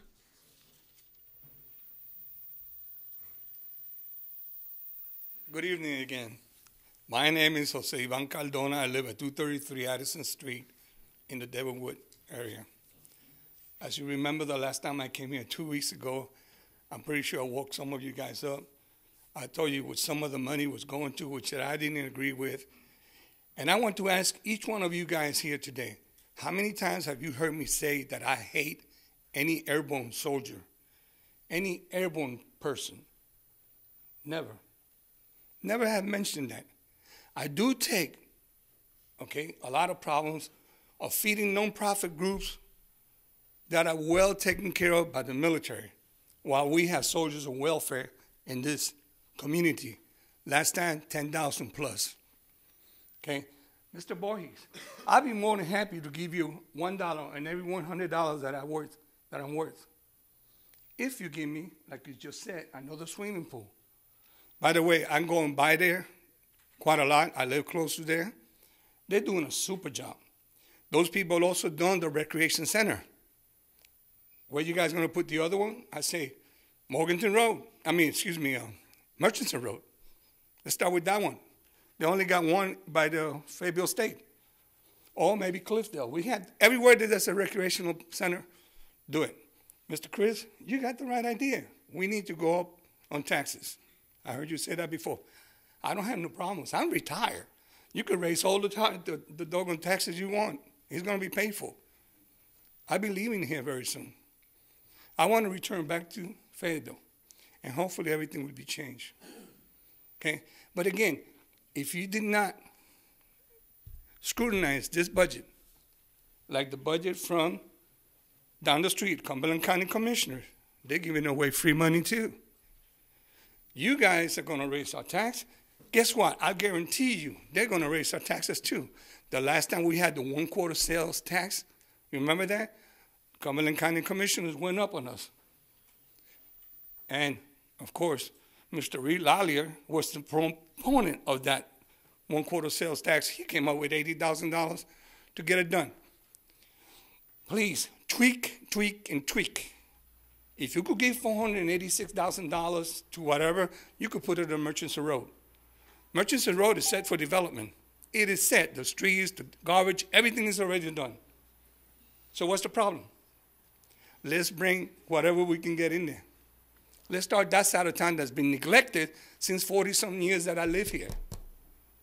Neglected, and I mean it just like that. And if it wasn't because somebody said something, they would have rerouted the 295, the Rams going in and out. They could have put it someplace else. Let's get this show on the road. You guys are doing good. Again, I'll pay your taxes. You give me the product. Thank you.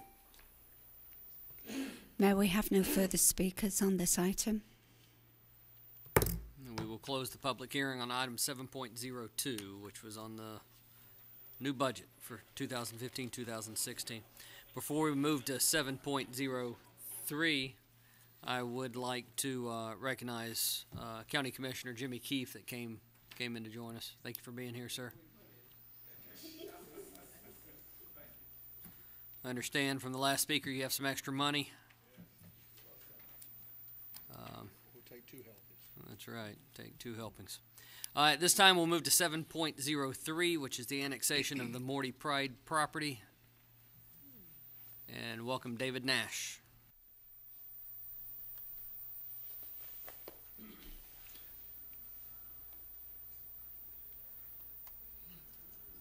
Thank you.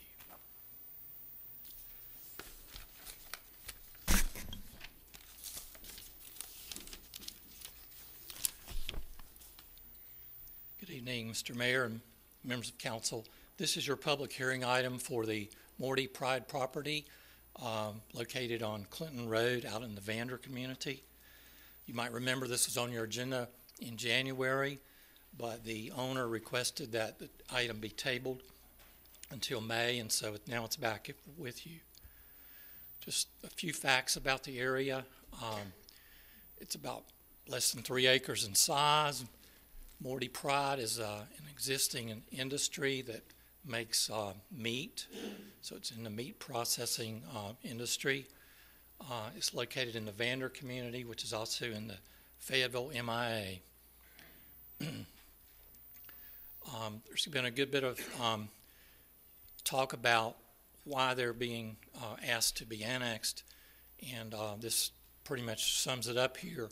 They used to use a septic tank for their sewer service, but they wanted to expand the business, and so it was arranged for PWC sewer to be extended out to the property.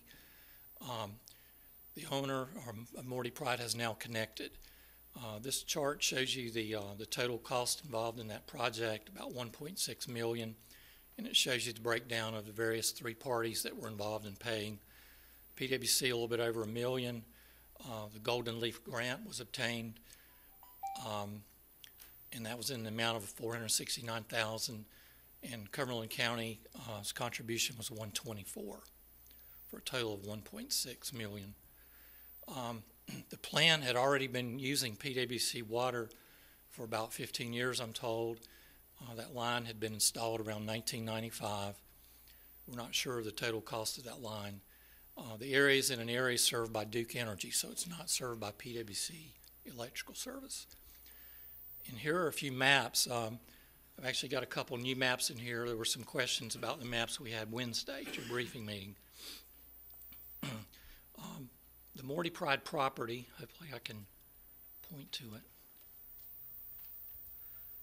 On this map is shown, excuse me,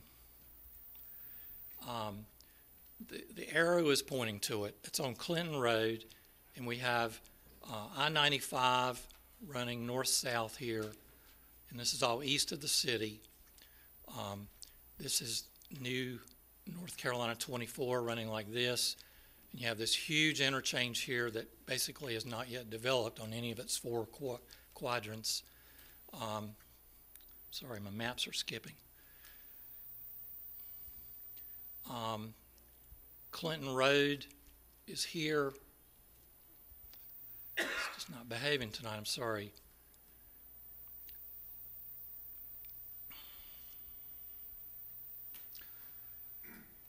Well, the property's on the intersection of Clinton Road and Rock Hill Road. I apologize that I can't seem to make the maps control themselves. You'll see 2 yellow areas nearby the Morty Pride property. Those are residential areas that have been annexed in the last 5 or 6 years out in the Vander community. And the Vander community is basically that whole southeastern quadrant of the I-95 NC-24 interchange area around Clinton Road. This map here shows you the PWC water and sewer lines in the area. Sewer lines are shown in green. Water lines are shown in a dashed blue line. So it's probably a little difficult to see, but as stated, the plan has had PWC water for quite a while. Only recently has the sewer line been extended to it. Yes, sir. I'm sorry, on that slide, could you show us what our investment of $1.6 million went for? I mean, I see the green line. Okay, I can't get my cursor to go with and point it out. The arrow is where it says Morty Pride property is pointing to a small yellow almost dot on the map. That is their property. It's less than 3 acres in size. We're zoomed way out here, probably too far. No, sir, I'm speaking specifically on that map. Can you show us the line that was run?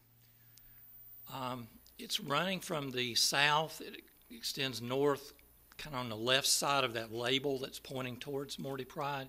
And I cannot get my cursor to behave and let me trace it for you. Maybe I can here. All right, here would be the line that was extended. Can you see as I trace it? Does it service other areas, or? I assume it could at this point, but I'm not sure. I have not asked PwC if anyone else has hooked on yet. Target customer, I think. Mr. Nash, you said, is that a water line you just described? That was the new sewer line I just tried to trace for you. Okay, and they had water since 1995. Yes, sir. So PwC spent $1,092,000 plus for a sewer line to one business, right? Well, that's the total cost of the project, and the project went to one business, as I understand it. Correct me if I'm wrong. It was an economic development project, I understand. Huh? So where else?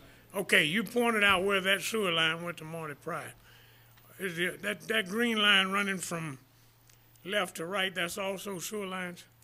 Yes, sir. The existing sewer line is here. I'm finally able to trace it for you. It's a line that runs by gravity back this direction, I assume. And that was already there. That absorbed a major portion of that 1.92 million. Is that correct? No, I believe the line I'm getting ready to try to retrace is just not behaving. I'm trying to figure out where 1.92 million was spent on the ground here. That's what I'm trying to get an appreciation of. I think it would have only been on the line that I traced a little while ago when I was successful in getting this to work. Mr. Nash, I know, excuse me, Mr. Chris. Thank you. Go ahead. I'm with you on it, but any idea why this wasn't run directly to that property instead of kind of around like a question mark? Right away. Well, it ended up being a sewer gravity line. So I'm sure they had to work on the way the land lays out there and take advantage of gravity so it would flow in the direction you see. But I also, Mr. Nash, I don't mean to interrupt, I thought there was a pump and grinder system that was a part of this. Well, I've seen reference to that. I'm not sure if that had to be installed or not. It was mentioned in a memo that was kind of summarizing all the key points of the project. I'm sorry, I don't know the answer to whether that was done. I'm sorry, Mr. Manager. Mr. Mayor, there are some representatives of PwC in the audience. I don't know if any of them happen to know about this, but if they do, that could help. Most of the questions are technical in nature and not related to planning or annexation, so I think maybe that's part of the issue. Mr. Brown, anybody back there know anything? Should have said anything pertaining to this item, I'm sorry.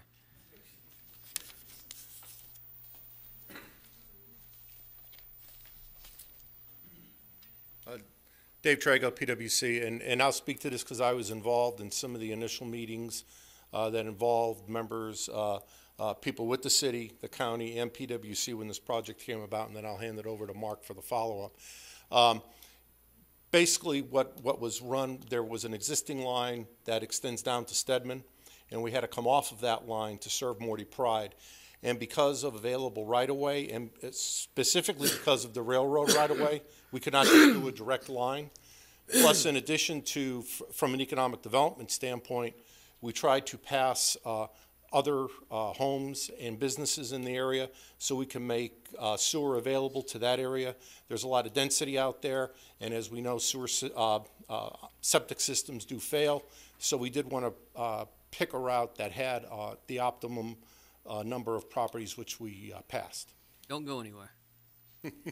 I won't. Mr. Colvin? Just a couple questions for you. I know they said the water service had been ran out since 1995. Do you know who paid for that? Was that just in the normal course of where PwC was taking water, or was this another one of these special deals where you ran water out to a business? That was done before the annexation policy was in place, and so PwC installed that as a normal part of business to install water to that area. Okay, and secondly, you said that because they went from septic tanks to sewers, they were able to expand their business operation. Do you know what the expansion differences were? They wanted to increase productivity there, and because of the limitations of their on-site system, they could not put any more into that system, and they would have to move production and jobs to another area. So when we had the discussions with the county and with the city at the time, we wanted to retain those jobs, and we came up, and I believe we signed a three-way interlocal agreement between the city, the county, and PwC to extend that line. That included the grant that was gotten by the county. Was the arrangement to expand it for free? Excuse me, sir? Was the arrangement to expand it at no cost? That was the arrangement done between the three parties. Do y'all have a copy of that interlocal agreement, Ms. Attorney? Can somebody find a copy? Mr. Colvin, I don't have it with me, but I can get it to you. I have it. Okay, and then my final question when you expand sewer to the newly annexed area in Phase 5, there's a rate that you use for commercial parcels, right? Are you familiar with what that costs? You're talking about the assessment rate, sir? Right. Uh-huh. Yes. The way that assessment's done by City Council policy is if it's a single-family residential property, the assessment is capped at $5,000. If it's a non-single-family residential property, we use that rate, which is $5,000 divided by 90 foot of frontage, which comes out to be $55.56 per foot. Per linear foot? Per linear foot, a foot of road frontage, all right? So how many linear feet is this project here? I do not know, sir. I can find out. I do not know, sir. So we know we would at least have $55 times that number. Right. If that was done in Phase 5, that property would be assessed at $55.56 per foot of linear frontage by council policy. Can you get the answer to those two questions for us? Yes. So you want to know the foot frontage, sir, and I want to know what the equivalent cost would have been if this was what the assessment would have been if it had been under the Phase 5, sir. Right. Yes. And how many additional jobs were expanded? How many additional jobs? Yes, sir. I'll get that to you. Isn't that a minimum of 90 feet? Yes, sir. That's right. It's a minimum of 90 feet. Thank you, Mr. Crisp. Can I get a point of order? We need to start pushing our buttons and wait to be called on, or we're going to be here all night. Thank you. Thank you, sir. Mr. Wright. My question will be, and I think that Councilman Colvin had covered a lot of that information that I was going to ask you. The fact that we can charge citizens $5,000 for that water and sewage out west and pay $1 million to run a line to one company is suspect to me. And I mean, it's there, but was that a good call, and is that a justification, and will that create jobs in the future, or do we have the way you ran the lines, are they situated so other companies could utilize those lines at a lesser cost?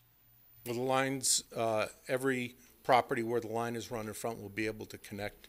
And again, much like with Morty Pride, the decision on an assessment is city council's. Mm-hmm. So this city council, this was what year? It was the previous city council. I don't know the exact year, but it was approximately 2.5 years ago. Yes. Before the Phase 5 annex? No, it was after. Okay.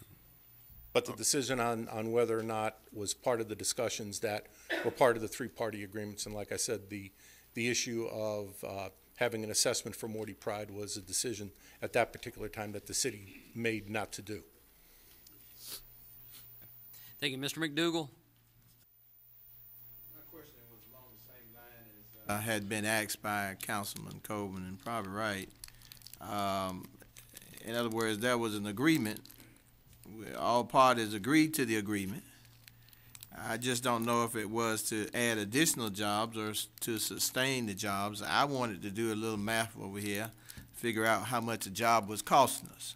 In other words, if they agreed to add 10 jobs and we spent $1.685 million, then that would be $165,000 a job, if we had 10 jobs, or was it to retain however many employees they got out there, 50 or 100? I don't know. You know, either way or the other, it was I an don't agreement. remember the exact numbers, right. Councilman, but I do remember that it was a combination of both. Right, but because that their was- existing system was limited. Yes, sir.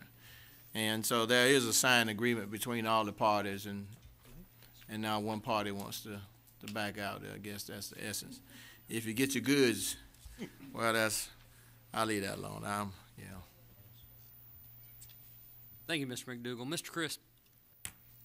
No, Mr. Mayor, I just don't have a handle on Mr. Brown. Was part of that 1.92 million securing right-of-ways as well? It was part of the total cost. It was based upon the estimate that was gotten when the job was bid. And then I was actually in and made a brief presentation along with Mr. Blanchard to the commissioners, talking about basically capping our participation based upon that estimate. And if it went over estimate, the county had agreed to pay additional funds, and if there was money left over, it would come back to PWC. Well, if I'm reading this correctly, I'm looking at this and I don't see where Morty Pride paid anything.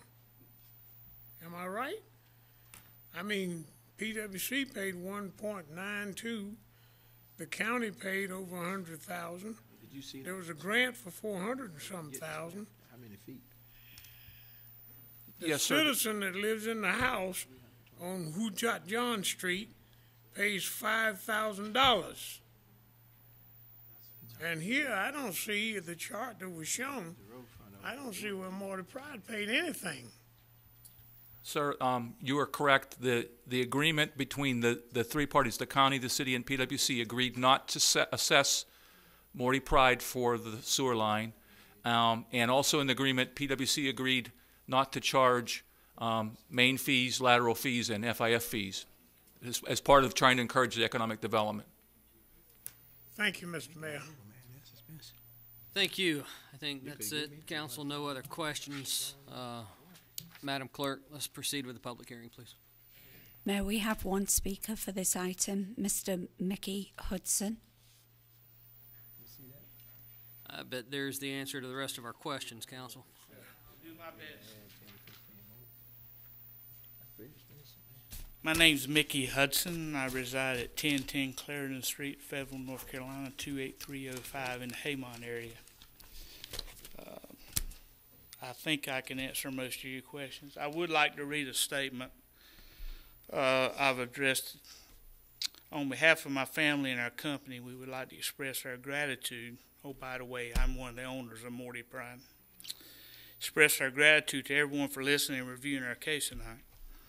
After approximately 2 years of hard work by county economic development and Golden Leaf funding, the county worked on Golden Leaf funding. After receiving funding, we were told we could not obtain sewer without annexation.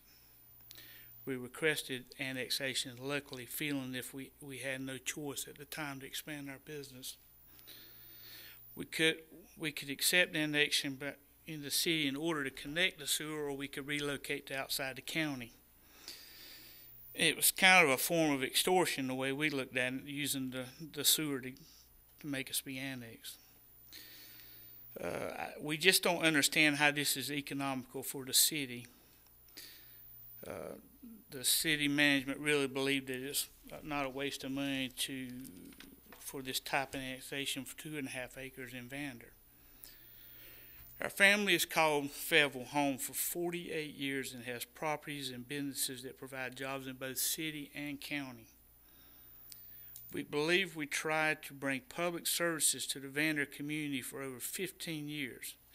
It's quite frustrating to know that the company in rural Vander community helped to get $469,000 from Golden Leaf funding to provide public services to a rural community. Because of the annexation issue, none of the local businesses except our business are now willing to participate in the project because of the annexation. Would it not make more sense to embrace those businesses and all of us work together the way PwC could recoup its investment faster? This project would have never happened without Golden Leaf funding for jobs and rural development. In the wake of this, we are not sure of the long-term future in our company in Fayetteville. Due to the past business practices we've had to deal with, we've opted to purchase an 80,000 square foot warehouse in Florence, South Carolina. We could have purchased it here in Fayetteville or Cumberland County. However, the way things have been in the past, it's not worth the aggravation that we've gone through. I do think the present administration council is heading in the right direction to make the city a better place. I also think this administration had been in place when this deal was done, which was about 3 years ago. I would not be standing before you now. I was brought up with principles. When we make a deal, we see through it. I'm not reneged on the deal. Mr. Hudson, I got to cut you off right there. The public hearing is over. However, don't go anywhere because I'm sure there's going to be some questions, and you'll have an opportunity to wrap up the rest of your notes in just a minute, I'm sure. Mr. Moan, saw your light first. A question for Mr. Nash, please.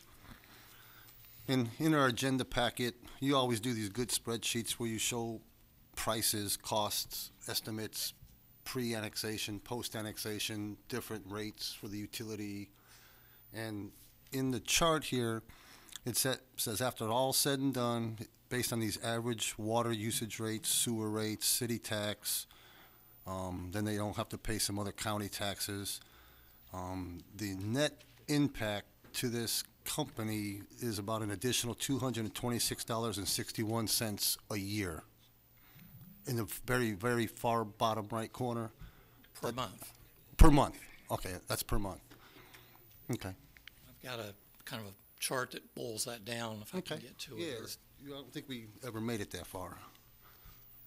This summarizes the more detailed table you're looking at in the packet. So the line that's labeled total estimated annual cost, it's in bold, shows you that before annexation to be about $16,400 from the standpoint of Morty Pride. After it's annexed, about $19,137 for a net difference of $2,719. And that would be for 1 year. Right. And then the follow-on question is, do we know what their annual gross revenue is? And then, so, based on their gross revenue, I mean, how much money does this company make per year profit, private company? I mean, do we have any visibility? I mean, are they making $1 million a year profit, $2,000 a year profit? That was way beyond the scope of what I do. Oh, sure. Okay. I don't know. Maybe we could ask the property owner to come back up and give us a rough estimate, or? I'm going to tell you what kind of money it made. Okay. All right. Okay, Mr. Moan, next is Mayor Pro Tem Davey. Thank you, Mayor. Can I speak to Mr. Mickey? Mr. Hudson. Sorry, Mr. Hudson. My apologies. I just wanted to allow you to have an opportunity to finish. I think you were about to talk about. Yeah, I think a lot of us had a concern about the reneging part of the negotiation. If you could explain that. Can I finish then? I was brought up to principle that when we make a deal, we live with it. Initially, this deal was left with few and limited options. I did ask to withdraw our petition for an annexation. However, I withdrew that request 3 days later to give council time to look into making the right decision. This has not been mentioned in all the recent publicity. I'm here tonight hoping to assure each of you the solid integrity of our family and our business practices. Excuse me just a second. We have not survived 45 years by making deals and breaking them. I request that you think it over and ask yourselves, is this a good business decision for the city? After your careful thought, if you find it is not the best decision for the city in Hudson, to come to a mutual agreement. This is not in the best interest of either party. Again, all we ask is the council give us the same consideration you gave Cargill. After all, we've been a long-time customer of PwC. If the council thinks this is a good deal, then so be it. We'll live with it. We're good with it. So Mr. Hudson, can you just briefly explain? So there was an agreement made. Well, and so why was there a change in the agreement, or why do you? Because we felt like we were forced into it. And nothing was brought up when the Golden Leaf money was presented. The original cost of the project was $469,000, by the way, not $1.6 million. That was after the fact when they opted to take another route to service more businesses. Say that again, Mr. Hudson. I'm sorry. I want to make sure I got it right. The original cost of the project, we were told, was $469,000. When the route got changed so other businesses service the community better, that's when the price went up. That had nothing. And by the way, the project was not only just for Morty Pride; it was for a fire department in Vander and a civic center park, which all opted out when the annexation became an issue. We've took the blame for taking all the money for it, but I'm here to defend myself. That's not what happened. I got some very nasty phone calls from neighbors over that annexation, that they were just completely caught off guard.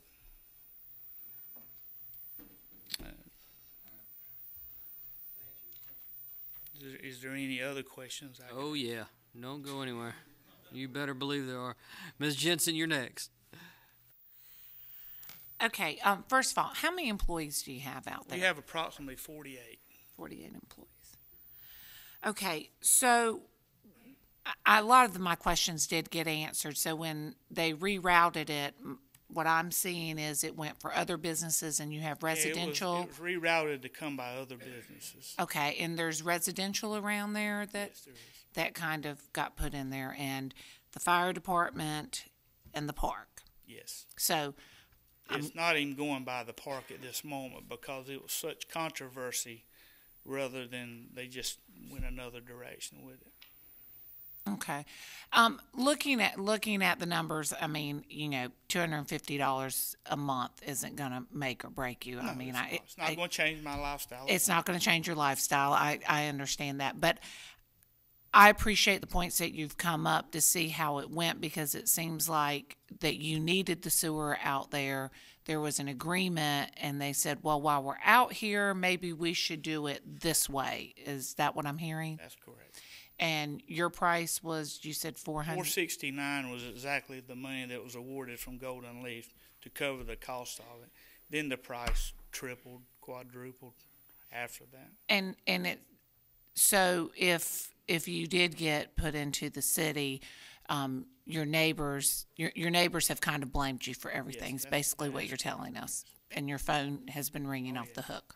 Okay. Thank you. Thank you, Ms. Jensen. Mr. Colvin. Mr. Hudson, how you doing? I'm doing great, sir. Small businessman, so I'm sympathetic. I'm just trying to understand. So bear with me a little bit. Now I'm looking at a petition requesting the annexation here that you and Mickey and Chris signed. Correct. Okay. So you said there were some other company or other places that were going to benefit from this sewer. Did they apply for annexation as well? No, sir. So what, were they going to pick it back off of your application probably? I mean, you would petition for it. They're not interested in hooking up at all. It wasn't for any other businesses in the beginning. It was for the park, fire department, and Morty Pride to provide jobs. It got rerouted by them.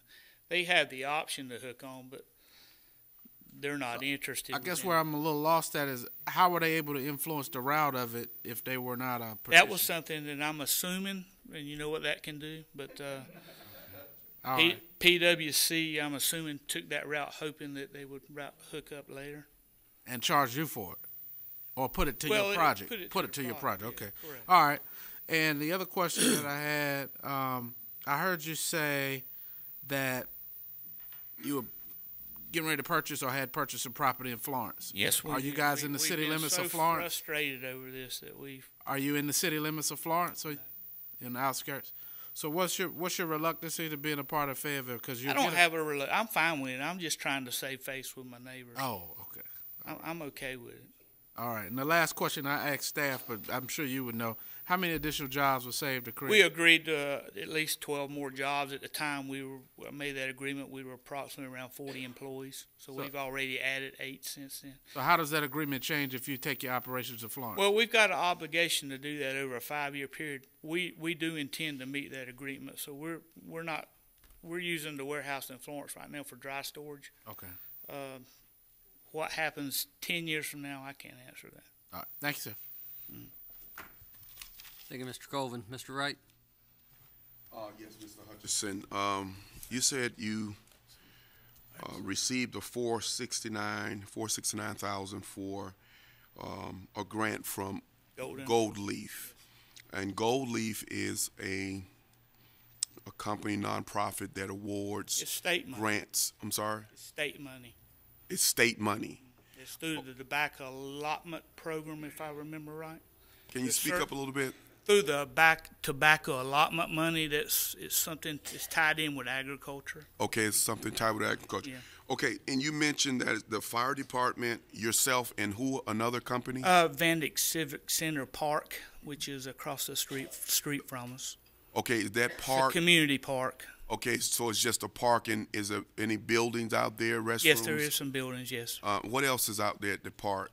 Just restrooms and basically okay. So these, they do have a kitchen. Okay, and the kitchen is out there. And so initially these other two facilities opt in with you, and they applied for that grant with Golden Leaf. Yeah, it was tied in. We applied for it and tied them in with it. And tied them in. But ultimately they bailed out. They bailed out when the annexation issue came up. Now, when you say bail out, that means they opted not to hook up to the system. Right. But they wanted to hook up initially. They did initially, yes. Okay, so you left holding the bag. Yes, I am. And it's been 3 years, you say, about? Yes, since the project was approved, and we hooked up this past end of December, I believe. So it took 3 years once it was approved to get it ran. So I mean, hindsight is 20/20, but at this point, how do you feel if you knew then what you know now? Would you have still opted to do this? I probably would have moved your business to another location? I mean, it's hard to say at this point, but it's really been aggravating. Mm-hmm. I mean, and like I said, the way the papers read, we received all the money. That's not true. We just did not. Okay, when did you find out the routes was changed and the monies was increased? I think the route was probably, it's hard to remember, I'm guessing 6 months after the project was approved. So can you, I don't know if I'm asking the right person with this, but those routes, why were those routes changed and what opted them to change those routes in, based on the map we're looking at here, what areas was so significant that you had to change those routes? I know you mentioned the train tracks and all that, but what's up? PwC would have to answer. Yes, sir. You come to the mic.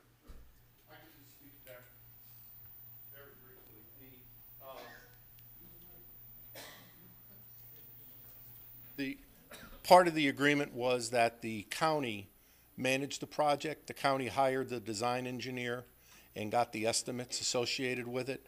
I was aware that there were some issues with the depth of the line related to being able to maintain a gravity feed, because one of the concerns that Morty Pride had, if you remember, was not having to put in a grinder pump. Right. And we had to pick a route that would allow for a gravity feed back to our facility. So you have that gravity feed without the actual pump? Yes. There's no pump, so you utilize. So part of the rerouting was done by the engineer hired by the county to facilitate that need, that they did not need to put a grinder pump in, because that pump would have taken up real estate, which would have caused issues at Morty Pride, was one of the reasons. Well, I guess we were more concerned about the maintaining the grinder pump also, which would have been our responsibility. And I know Christoph was at those meetings, and am I correct in some of that assessment? So so it was not the cost of the grinding pump, it was just the responsibility of your company maintaining those pumps, which caused the rerouting? I don't think so. I mean, is that what you're saying? It was a contributing factor that we needed to try to maintain. When the county engineer was given the project, based upon that limitation of them not wanting to have a grinder pump put there, that we needed to maintain a gravity feed going back to our line. Right, and because of the topography of that area, going the shortest distance would not allow for that gravity feed. So the engineer hired by the county rerouted it to facilitate that. So the price tripled? Well, I cannot speak to what the original estimate was, because that was before we were brought in. Originally, the original estimates were done by the county before we were brought in. When we had the first meetings with Morty Pride at that particular point, they had hired an engineer and they had gotten some different prices for various optional routes depending upon what was finally decided upon. But it was more than the $400,000 at that point when we had the initial meeting. But the grant money was based upon the $400,000. Okay, this is my last question, Mayor. So based upon what has transpired with this sewage line, was this a good investment now? Have we lost money, or is there still hope for a profit coming out of there, whether it's people hooking up or their future growth out there for other companies to increase jobs? Well, one of the things that PwC will do now that the line is installed and operable is every property that line passes by, we will send a notification letter that there is sewer available to those particular properties. But they wouldn't necessarily have to be in the city. I mean, they wouldn't be annexed. Well, that would be up to the annexation policy of the city. Okay. There's no choice the way it reads now. If you're hooking up to sewer, you're going to be annexed. That's why your people are angry out there? Oh, yeah. They don't want to be a part of the city. Don't take it personal, Mr. Wright. Let's rephrase. It's not that I guess we don't want to be a part of the city. It gets back to what I stated in the article a few years ago. No one wants anything forced down their throat. And that's basically what's happening. But they want sewer, and they want water. They do. And they have water now if they want it. They've had it for, 15 years, we said? I mean, they can't have the cake and eat it, too. Well, they're going to have to pay some of the responsibility of enjoying the amenities of. But on the other hand, we're paying higher rates, too, right? You do that. Thank you. Mr. Trago, what are out-of-city rates for sewer and water? If I'm not mistaken, they are at what's the factor? 1.6 times the inside city rate. Okay, thank you. Mr. Crisp. And they pay that on both the water and the sewer, by the way, if they're not annexed. Mr. Hudson, I'm going to apologize to you because you cleared up a question that I've had for weeks and nobody clearly explained it to me. I'm blaming you for ripping us off for $1 million plus. But it was $1 million plus because of the project. And others backed out of the project. And so it looked like the project was to accommodate Morty Pride only, and I apologize to you for that misunderstanding, all right? And I understand that when we plan a project like this and we say we'll run a sewer line, it's never an easy thing to run a sewer line that distance and have it gravity fed. There's always turns in the road. There's a big rock here that you got to either move it or go. I understand, but sorry to have blamed you so long, sir. Well, it's lack of communication on both sides, I guess. Yes, sir. Thank you so much. Thank you, Mr. Mayor. Mr. McDougal. Mr. Mayor, I want to call for an end to the debate and do what we're going to do. We certainly hope that Marty Pride will stay with us. They've been around, they're a part of our community, but I want to call for an end to the debate. All right. I'm not seeing any other light, so this may be an appropriate time to call for questions anyway.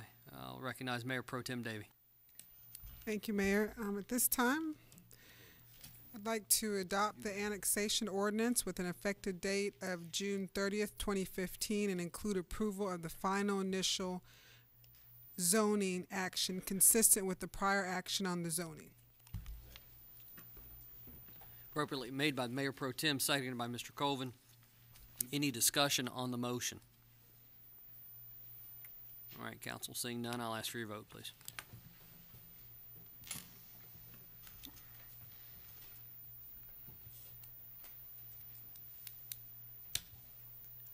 Madam Clerk, that is 9-1 with Councilmember Jensen voting against. Never ever. Thank you, Mr. Hudson.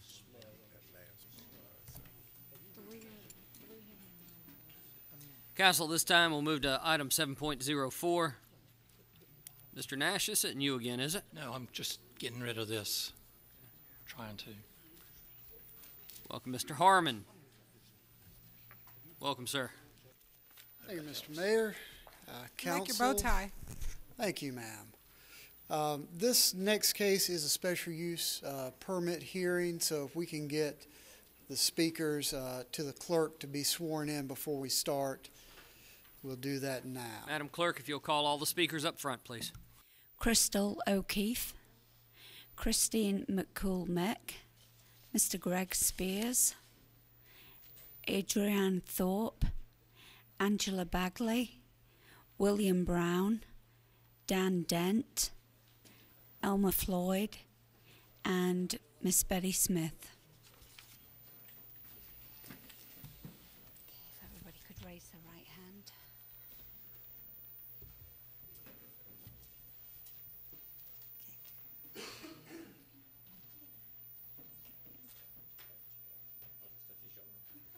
Yeah, you can do that. Okay. Do you swear or affirm that the testimony you are about to give is the truth, so help you God? I do. Thank you.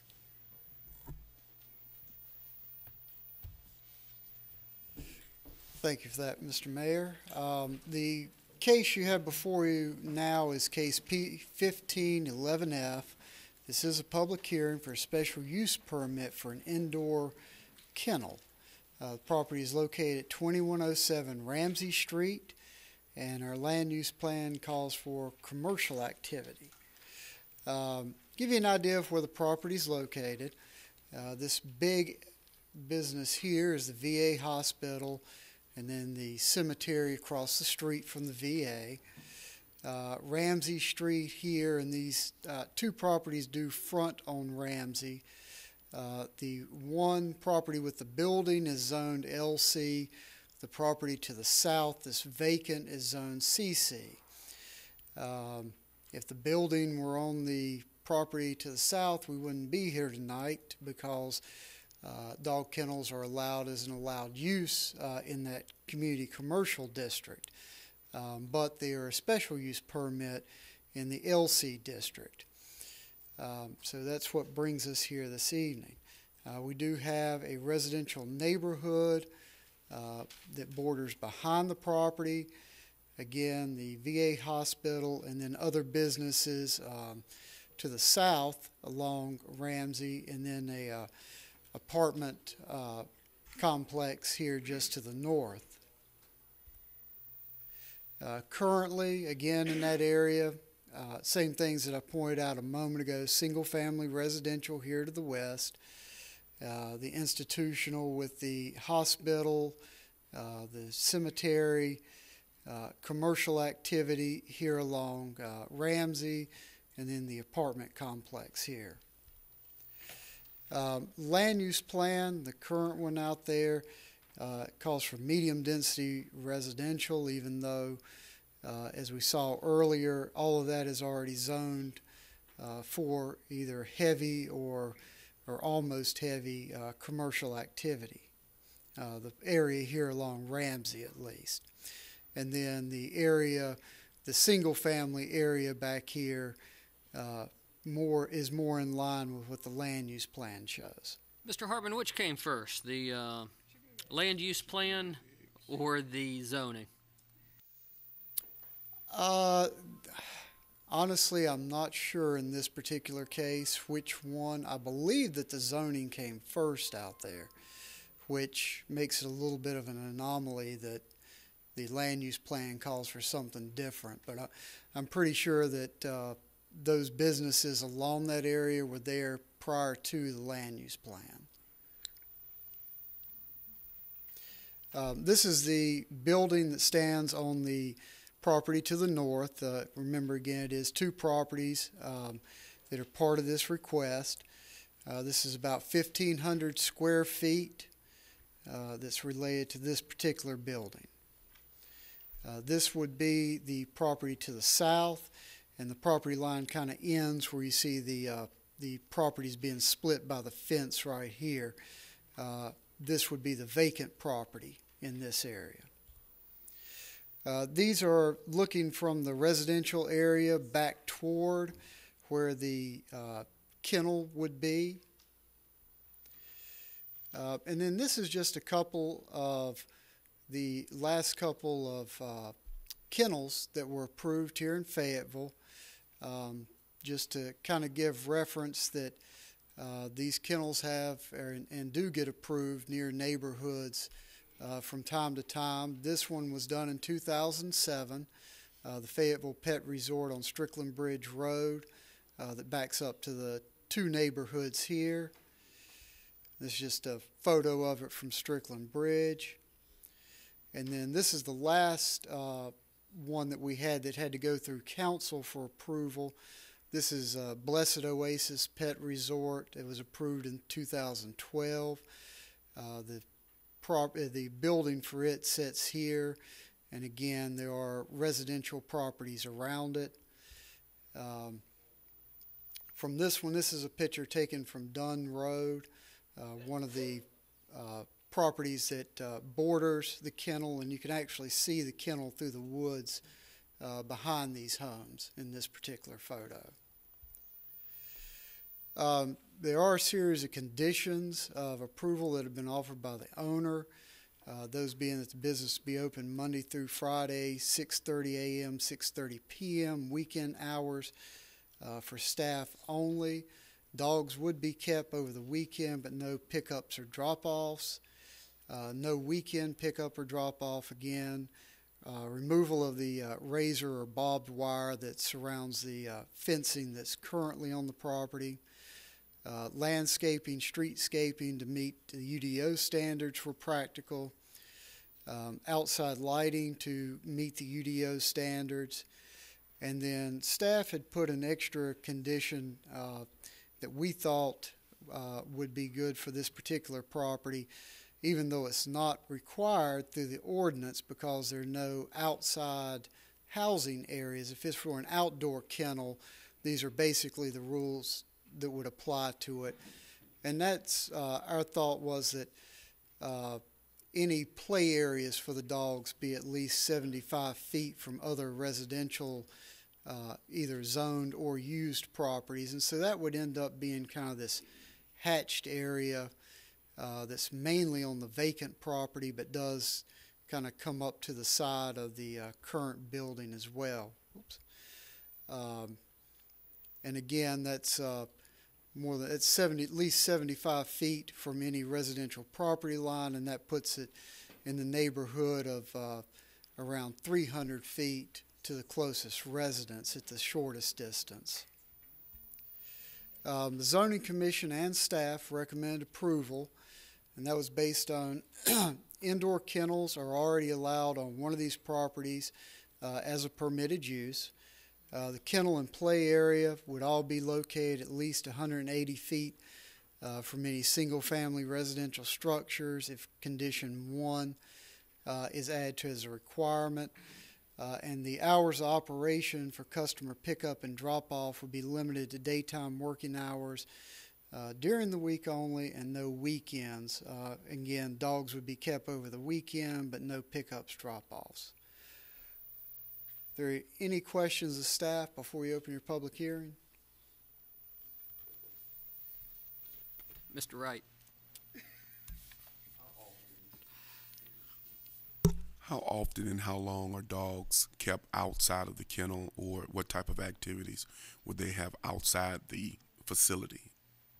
As far as the duration of play, you can ask that of the applicant, what they plan to do. We don't have a standard as far as the city is concerned as how long they have to. The only standard the city has is you have to have at least 50 square feet per animal.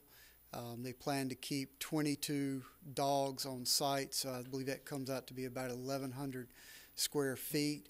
And so if you look at the building that's on there now at 1,500 square feet, it's a little larger than the area they would be required to have as a play area. All right, thank you. All right, Mr. Hurst. Thank you, Mr. Mayor. Mr. Harmon, perhaps I'm confused. I think a condition you said 180 feet from a resident, yet earlier you said from the hatched area it would be 300 feet from a residence. Where am I confused at? Yeah, I'm sorry. That was my misspeaking, I think, a little bit. Yeah, at least 180 feet from this line, and that's if you're, right up at the line. Okay, so no 300 feet, right? No. All right, no. thank you, Mr. 300 feet gets you back into this part of the property. Okay.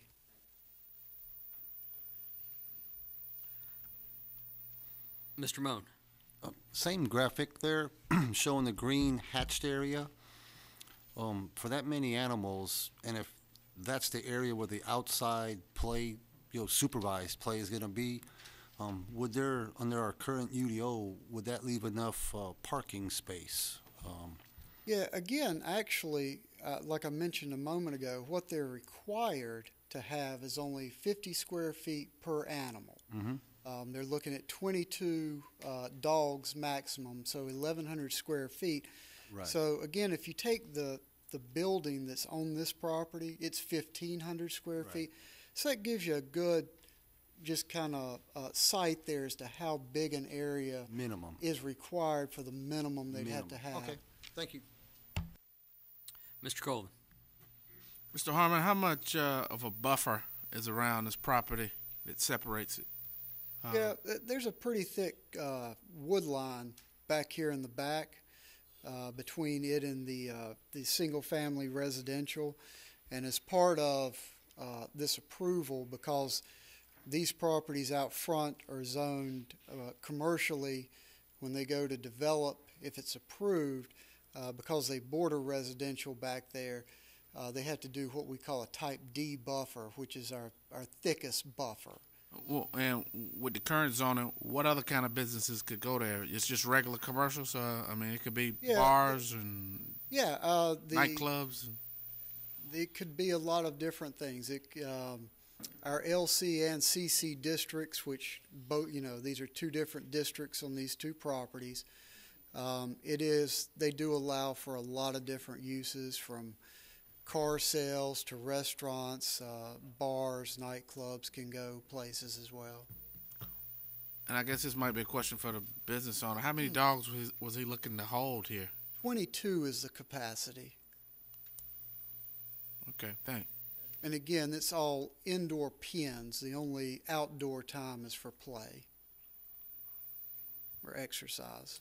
Thank you, Mr. Harmon. That concludes questions. Madam Clerk, we'll go to you for the opening of the public hearing, please. Mayor, our first speaker is Ms. Crystal O'Keefe.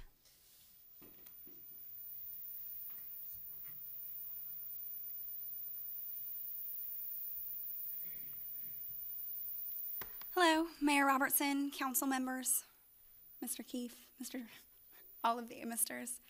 My name is Crystal O'Keefe, and I currently reside at 205 Pinecrest Drive in Fayetteville, North Carolina. And I'm here to speak with you about 2107 Ramsey Street and its potential to become a dog boarding facility. My business partner and I have lived in the Fayetteville area for some time now, and we're both very, very active in the local rescue organizations. And we pull animals from kill shelters. We rescue, rehabilitate, and rehome them, and we've been doing that from our home for years now. And with all of the interest that we've been getting and all of the good people that have been coming out from our community, we realized that there was a much bigger need for a facility that had people like us running it, that we could bring these dogs who need socialization and playtime and a little bit of therapy for those dogs coming out of the facilities and the shelters to get reintegrated and find homes.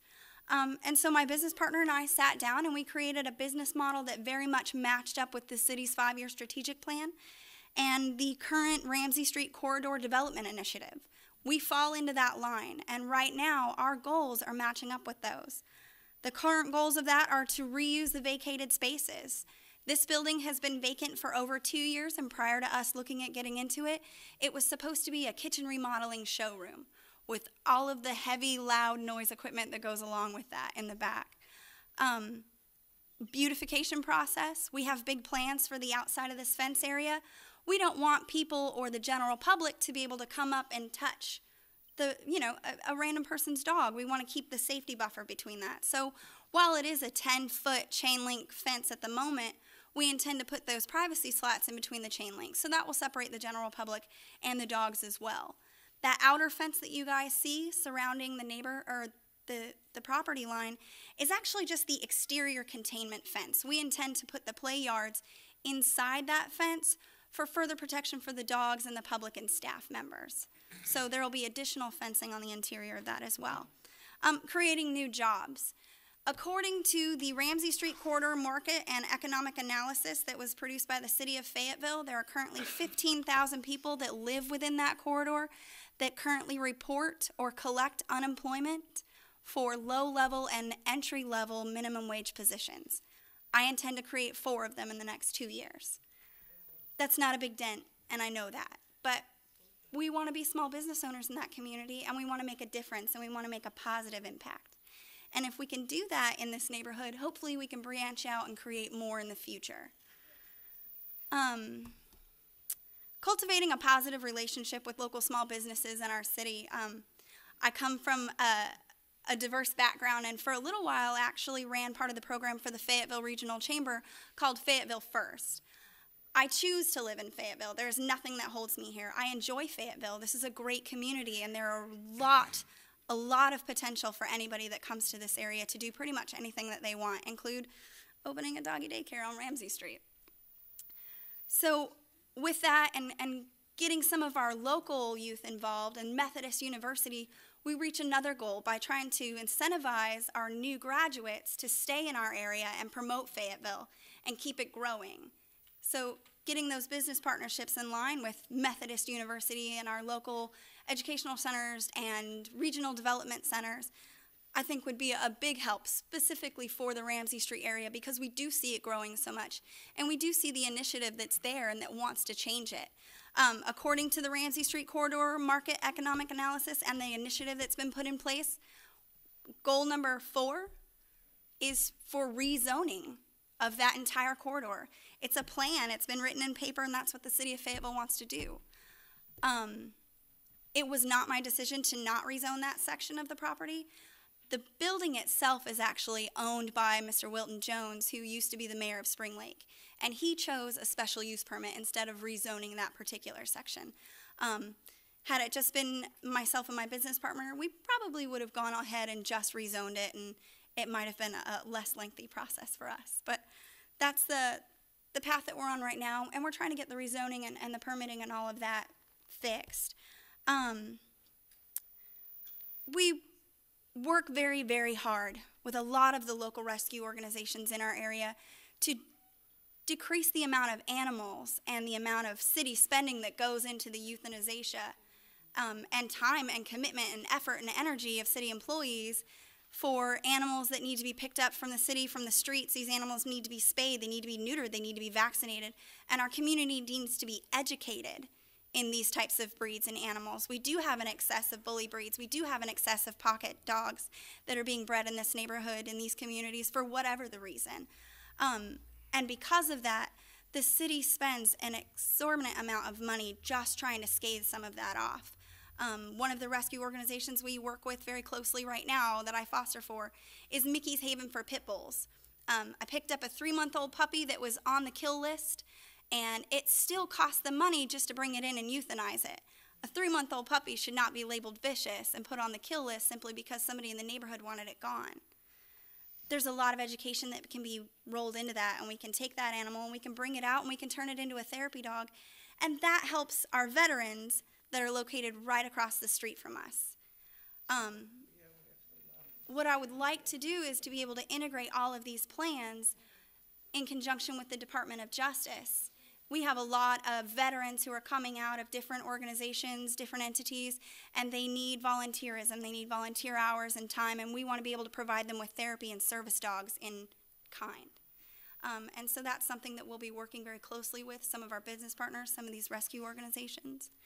Cut back on some of the local spending, help animals out, help people out, help our veterans out, and grow a small business so that I can continue to stay and grow and work in Fayetteville. One of the things that you guys are going to hear about, there's going to be some opposition from the neighborhoods around us. And like Mr. Harmon was nice enough to state, there are 2 other dog daycare facilities in Fayetteville that have recently been approved that are actually in much closer proximity to residential neighborhoods than we are. And they don't even have the large buffering that we've been provided with us, that's already there, and separating our buildings from theirs. We're 350 feet from the neighborhood from Osceola Drive behind us. If you guys go to the Pet Stars Resort, which is actually also located on Ramsey Street, they're wonderful. They're a much larger facility than us. They cater to a different crowd than us. They're not our competition. They're our friends, and we all serve a common goal. They're actually right next to 2 separate community neighborhoods. They're within 200 feet of them. London Court and Arbutus Trail, both are highly occupied residential neighborhoods. Again, we'll go back to the Fayetteville Pet Resort. That one is located off of Strickland Ridge Road. It's 250 feet from the Summerwood subdivision, which is actually one of the largest residential neighborhoods in that area, in that zone. None of the dogs will be allowed outside without being supervised. We are regulated by the North Carolina Department of Agriculture's Animal Welfare Department. We recently will get checkups. People will come in. We will be inspected. We're required to have 1 staff member for every 10 dogs on our premises at any time unless they are all in their individual kennels. Since we can only have 22 dogs on site, that requires 2.5 staff members at all times should all of those dogs be outside of their kennels. So during the daytime, and my business partner, who is also our operations director, will be able to give you much more information about the particular schedule and when the dogs will be outside and how long the dogs will be outside. But it will be very, very closely supervised by staff members who have been trained on how to handle animals, and we're there to provide training for them, so they're not going to be running around and going crazy all day. These are dogs that need socialization and training, and that's what we'll be providing to the general public, as well as these rescue organizations that we're trying so very hardly to work with, to, just kind of get some of those dogs into great homes and hopefully provide some therapy and physical activity dogs for our veterans that are transitioning out. Sanitation. I know that sanitation is also a concern for the neighborhood behind us. They're worried that with this many dogs, they'll be able to sense or smell that there's animals around. The North Carolina Department of Agriculture requires that we clean up waste products a minimum of 2 times a day during operational hours, and that is an absolute must. If it doesn't happen, you will get shut down. And we're not in this to get shut down. We're trying to grow and expand and become a pillar in our community. So that's in no way, shape, or form in our goal plan whatsoever. And we have a set schedule for cleaning, for sanitization, for waste disposal and removal. So hopefully that kind of tampers any of those concerns that the community behind us has. In addition to that, we know that crime prevention through architectural design is a proven method to lower the crime rates in any neighborhood. So by turning this large exterior fencing area into a privacy fence with slats, we'll be able to cut down on the foot traffic that comes from our facility in that area to the neighborhood behind us. We'll also be offering surveillance cameras. We'll have multiple surveillance cameras on the property, and that is an additional deterrent to crime, along with the allotted lights that we have to require as per the city. This can be nothing but a positive influence for this neighborhood and this community around us. The stores next to us used to be attached to International Minute Press, and now I believe is a bridal service. They did not have exterior surveillance. The facility on the other side of us is a transitional housing unit. I'm not entirely sure who runs it. I believe that it has something to do with the Department of Corrections and a partnership through them. They also have a limited amount of surveillance around. So with our additional surveillance, the bus stop that is located directly in front of us that is used by the general public would certainly be able to benefit from that. Absolutely, as well as the people to the left and to the right and behind us, because we'll be able to cut down on a lot of the concerns that they've recently had with the city for those types of things. Motion lights, that sort of things will be added as well. So Osceola Drive is approximately 350 feet behind our current location and the actual building itself. Much more than the standard doggy daycares that have been approved in Fayetteville. Much less space has been allotted, and they've been granted anyway. So that's what we're hoping to try and create and build, and we're a small organization, and we're not here to get rich quick. We want to be able to provide a positive and helpful place for animals to go for the general public, and as well as rescue organizations as a discounted rate, and get involved in our community, offer opportunities for young individuals who are going to the local colleges, volunteerism, Junior League, the Fayetteville Young Professionals. All of these people have to have that volunteer time. And if we can get them into our facility and we can educate them on these causes and these things, I don't see how that could be anything other than a positive influence on our community and Ramsey Street and the areas that are planning to grow there. So thank you for your time. If anybody has any questions, I'd be more than happy. No. Okay.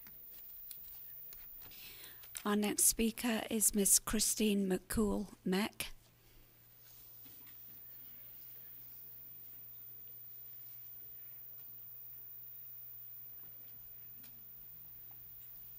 Hi, how are you all? I know it's late, so I'll try to make this quick with any information that is needed that she could not give. My name is Christine McColl-Mack. I live at 302 Kernstown Road in Rayford, North Carolina. I am currently the co-owner of the Wolfpack LLC. Like she said, we would have 22 dogs. That is the max that we can have. That does not mean that we will have 22 dogs at all times. And those are the only dogs that will be overnight. The dogs will be kept inside. We have a strict schedule that we have to go by because of the cleaning and the sanitation and the feeding. Drop-off will be between 6:30 a.m. and 8 o'clock a.m. Drop-off means that I will have them in an area so that they can rest until playtime. After 8 o'clock, when all the dogs have been dropped off, they will have a playtime for about 2 hours. That does not mean that all the dogs will be outside at the same time, because I can only have 10 dogs per one person. Some of them will be walked on a leash in the extended area, and some will be in a play yard while I can be in there to supervise. Then there will be a lunchtime while I will bring them inside. I will give them a break, a treat, kind of like kids. I'm going to give them a nap. Then that is the time that I'm going to go out and I will clean during that time. Now this is an extra cleaning that I don't have to do. Once that hour or two is up, I will let each one of them out individually, or if they can play with other dogs. Then once that is done, they will have pickup time between 4 and 6 p.m. After 6 p.m., that is when I will clean again. Now, the dogs will have one last outing between 7:30 and 8:30 at night. This is not playtime. This is for them to just let their business out and then be put back in. We will not have the noise after 9 o'clock, so there will be no issues with noise. There should be no issues with smell due to the fact of we will now be cleaning in the morning, we will clean at night, and we will clean during the day while they're inside resting. We will also offer grooming, training, and the doggy daycare for people who are working during the day that do not want to keep their dogs in a crate. They can bring their dogs to our facility where they can play with other dogs if they are able to do that. Is there any questions? All right, thank you for your time. Mr. Greg Spears.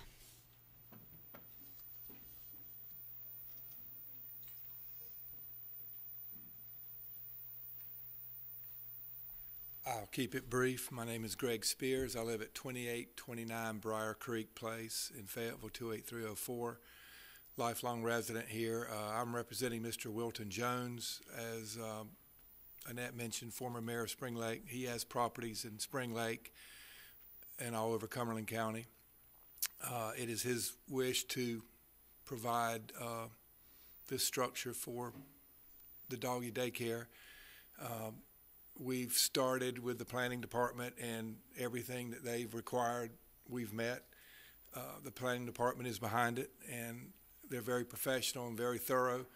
So, whatever they say needs to be done, that's what we're doing. The zoning commission has already approved it. They're appointed to handle these matters. They voted in favor of it. As we've mentioned, half of the property, we wouldn't even be here. But because it is a special use in the LC, but again, everything that's needed and that the staff has recommended will be done. And in my years of doing commercial real estate and developing Home Depot, Target, and Chase and Ridge Apartments, these two ladies are the most professional, most prepared, most passionate that I've ever seen. And they will run the business right, and they will be successful.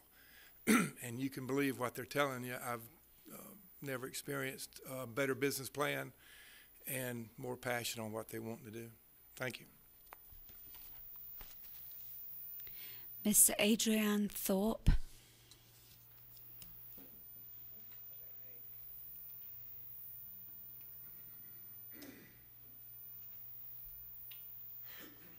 Good evening, Mayor. Good evening, council members. First, let me state my name is Adrienne Thorpe. My property is at 2062 Osceola Drive. I'd like to provide copies to each of you. I have 10 copies of the pictures, color pictures. I have 10 sets, and I will give you my set as I go through them, okay? Because I want you to see what the real situation is concerning the proximity of the residences and the proximity of the kennel, okay?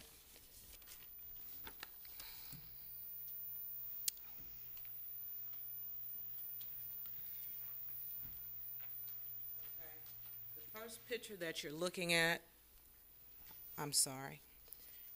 to the left, the white and gray building is the kennel. To the right is the apartment complex. The co-owner has referred to it as a transitional apartment complex. It is nothing of the sort. I also have copies of petitions that have been signed from residents from that apartment complex, from residents on Osceola Drive, from employees that work at the VA department, the Veterans Affairs Department, along with the church and the convenience stores that are also on Ramsey Street. So I'll pass those around so that you all can see them as well. And I have extra copies of them.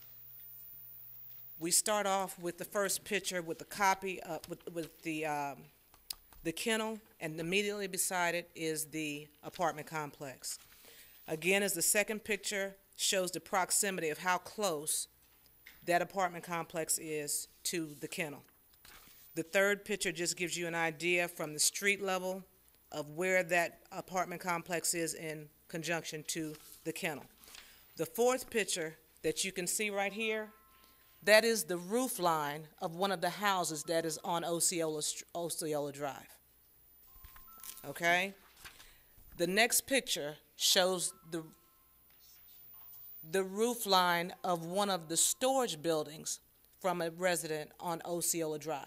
Okay? And you can see that, yes, there are some shrubs there, but the noise that is going to be made, as she stated, these animals are like children. And what happens when your children are dropped off from their parents? They cry. And at 2 o'clock in the morning, 3 o'clock in the morning, she cannot guarantee that these dogs are not going to be screaming and yelping. Okay? I've also got a picture. To the left of the kennel is a church that holds services on Tuesday night, Wednesday night, Sunday morning. Okay? So now what we've got 22 dogs with the potential of 22 dogs barking, that you can't say that it's going to be enclosed, that you won't be able to hear it. You've got 22 dogs that have, she's already said they're going to be doing their business.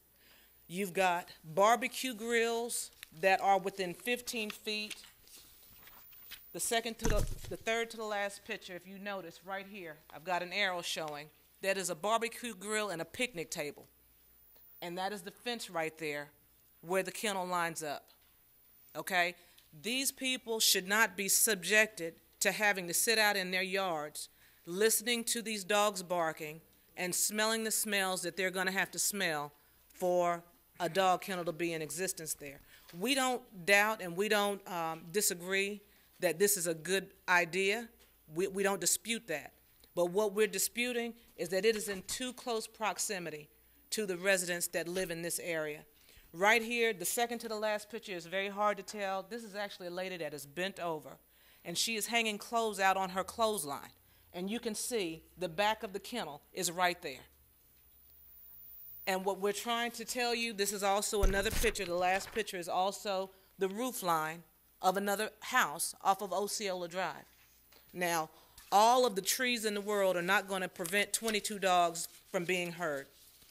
All the trees in the world are not going to prevent the smells from 22 dogs being heard. We say she's saying 22 dogs. We don't know. She did not specify whether that was her maximum. She told us that there were 22 kennels that she had. She never said whether or not there was the capability for more kennels to be placed in that facility. At least that was at the zoning meeting, but we didn't have a chance to address that because we were cut off, even though there were no time limits supposedly at that meeting, okay? There is no reason why this kennel should be in this facility. As I stated, you've got petitions from people that work at the VA. The last time at the zoning meeting, she said that this was a rehabilitation program for dogs to use at the VA. Well, who's paying for these dogs to be rehabilitated? And the veterans are saying, hey, just get us appointments. Just get us visits with our doctors. We don't need, and I'm not saying all of them, but I'm saying the ones that we spoke to, the ones that signed the petition, that are walking across the street going to the store, they're not in any need for a rehabilitated dog that is 5 years old. You know, when are they going to have the time to even rehabilitate these dogs and talk about turning around and putting them with veterans in the VA? You've got a cemetery that is right there on the other side of the apartment complex. So you've got your veterans, you've got your people from the community that are going to be burying their loved ones, and they're going to have these smells coming over while they're having funeral services. You're going to have church services that are going on with dogs barking and smells going on, okay? So we are just asking that you certainly get behind this business plan that they have, but do not put it in the community. We have ladies and retired people that live on Osceola that are 101 years old, that are 98 years old. They sit out on their porches. They don't want to have, their quality of life will be affected by having all of these dogs barking at any time at night. They want to say it's an indoor boarding kennel, but even inside, they're going to be barking. They're going to be using the restroom. There's going to be smells. There's going to be urine smells. And if you're sitting where these people are sitting and they want to put steak on the grill and have to smell what they're going to have to smell, I just want you to put yourself in their place. The kennel is too close in proximity to the residences in that area. Thank you. Miss Angela Bagley.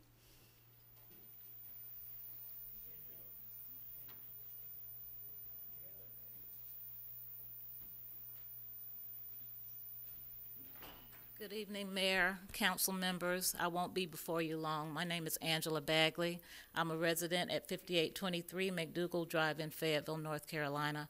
I'm a lifelong resident of this area, grew up in Spring Lake, so I'm familiar with some of the names that are being dropped. Mr. Spears indicated that he was acting on behalf of Mr. Wilson, I believe it was. And I just thank God that we do have this process in place, because unlike the other doggy daycares or indoor kennels or whatever you want to characterize them as, at least the residents that neighbor or are co-located around this particular proposed facility have the ability to voice their concerns and any opposition. So I appreciate you allowing us to go through this process unfettered. I had the opportunity, myself and my two sons, to actually go to this area on Sunday, left after church, so that I could get a bird's eye view, if you will, of exactly what the proximity was of this facility, this proposed facility, to not just the residences on Osceola, but the apartment buildings that had been characterized as being dilapidated, makeshift apartment complex, and things of that nature. Someone mentioned earlier in our proceedings that people need a champion, they need a hero. They characterize some as being Captain America and the Avengers and different ones. I'm nobody's hero, but I would like to say that I witnessed a lady that was hanging her clothes on her clothesline. It was not 180 feet. It definitely was not 180 feet. There was a barbecue grill, as my sister alluded to, and a picnic table right there next to a driveway's distance from that facility, that proposed facility. So any aerial depiction, any satellite depiction of this building and the neighboring facilities is inaccurate. If you really want to get an idea as to how close this facility is to not just the residences on Osceola, yes, single-family homes, one of which I actually own, and it is a rental for me, and it is not even within this area that has been circled here, but still, based on the fact that this is a neighborhood that my mother had great interest in. She was a business person, owned a business on Murchison Road for many years, and she would not want to see the folks that rent from her being subject to this type of facility. I give kudos to the business owners for what they're endeavoring to do. However, based on the meeting that we had before, it was characterized as an opportunity for the residents there in the neighborhood that borders behind the facility to allow their pets to have playtime with the animals that would be there at that facility. Now, I myself as a homeowner, and I'm sure a lot of you as homeowners, I don't imagine that your pets, if you have them, would be in such a predicament that they would need to go to the nearest indoor kennel, outdoor kennel, or any other facility in order to commune with other animals. I see that as an affront, as I do the mention of Methodist College alumni, of which I am one, having to have their internships or whatever at an indoor kennel facility. I do not see that as a valid reason why this should be put through. The veterans, I actually work on Fort Bragg in the Civilian Personnel Advisory Center. I had on my segment assignment the Warrior Transition Battalion.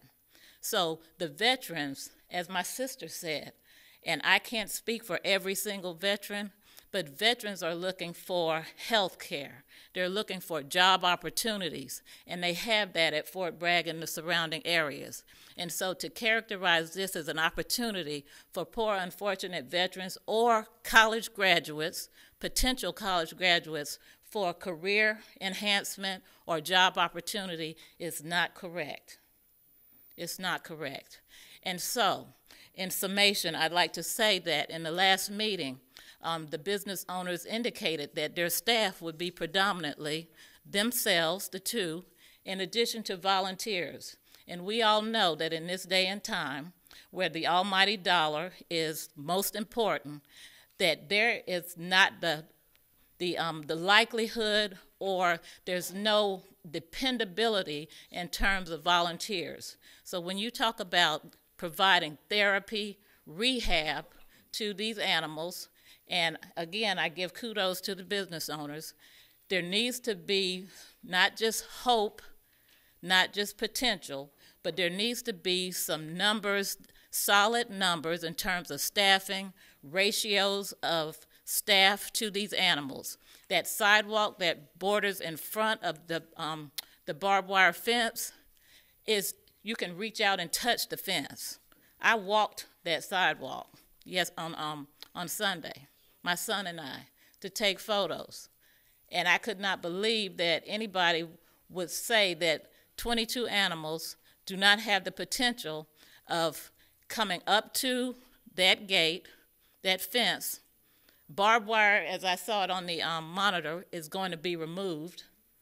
And so the average pit bull, if you've ever seen one in action, and I have, can jump up on a tree branch and hang there. If you throw up a leather baseball glove and let it lodge in the tree, a pit bull can jump up in there and clamp onto a leather glove, and I've seen it happen. And so the removal of the barbed wire is the most ridiculous thing I've ever heard of, first of all.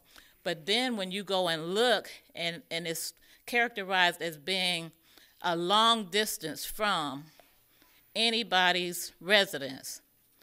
You can call it transitional, transient, motel, whatever you want. Those buildings, those apartments that border on the right side as you're facing to that facility are some of the cleanest buildings I've seen. The brick is brand new. The sidewalks, newly poured concrete. They're not dilapidated. A gentleman came out of one of the apartments as we were coming by. He was being dropped off by a gentleman in a truck. Had a Marine insignia on the headgear that he was wearing, and he actually said that he was opposed to that kennel, that he had also signed the petition. And so I hope that you all will take into consideration the fact that there are individuals who cannot speak for themselves, that cannot be present at this time, that oppose deeply this proposal, and that we are here in small numbers as those who may not have had the opportunity to do so with these other facilities. I would not say that the other individuals in those neighborhoods that border along those other facilities are happy with having to coexist with those kennels. It very well may be that they just did not have the opportunity that these folks and my sister and I have. And I thank you for your time. Mr. William Brown. Good afternoon, Mr. Mayor and fellow board members. My name is William Howard Brown. I live at 2084 Osceola Drive. It's right behind the place where they want to put the dog kennel. I oppose this kennel being put there. Those folks said at the other meeting, said a lot of cars travel up and down Ramsey Street. I said the dogs won't make as much noise as the cars. But an automobile carries something called a muffler. Who can put mufflers on those dogs? And something else about animals. A gentleman said earlier, when the meeting first started, he said something about a dog with fleas. And he meant that as a bad term, not no good term. These dogs are going to have fleas on them and other parasites. Right there's my wife, she's holding my grandchild. I don't want no fleas or other parasites that dogs create or carry around with them on my children. And people that have dogs, live with dogs, excuse me, you got parasites too. If you don't believe it, look it up on YouTube. This dog kennel is a good thing, yes indeed. Put it somewhere where there's no people. It will be fine. But please don't put it near my house. My wife and I were sitting in the backyard the other day, we barbecued. We were talking about the dog kennel. I told her how good it smelled outside breathing fresh air. And thinking about now they want to put a dog kennel in our backyard so that we're smelling dog poop and all this other stuff, dog urine. I commend y'all on y'all condition. Well, y'all got them dogs in your house, you got parasites. I oppose this position, please. Think about your grandchildren with fleas on them. Thank you very much. Mr. Dan Dent.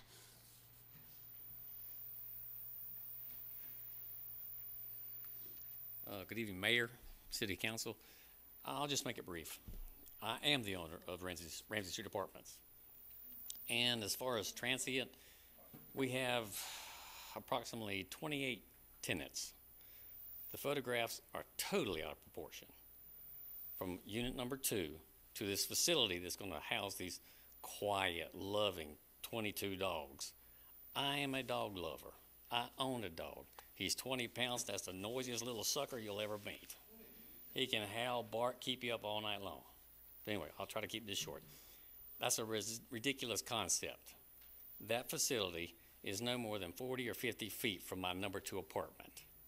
As far as transient, I have Tom McCoyne that's been in my facility for over 30 years.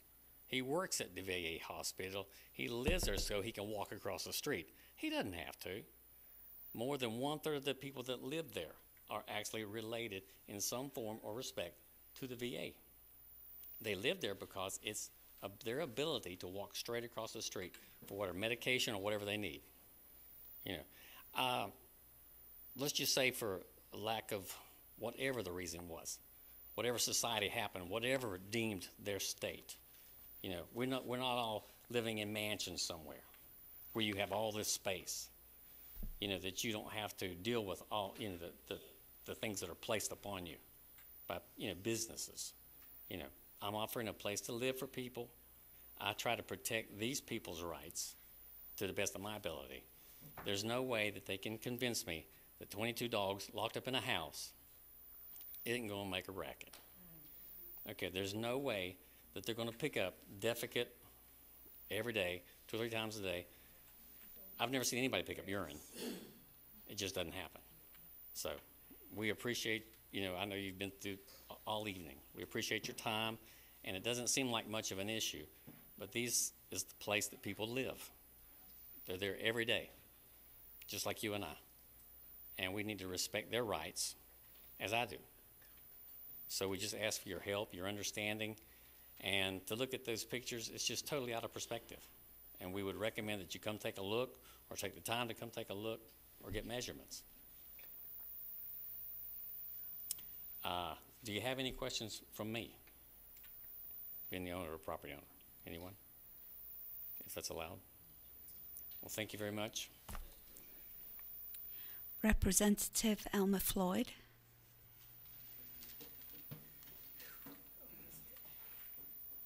Let me get this. That's sitting so long.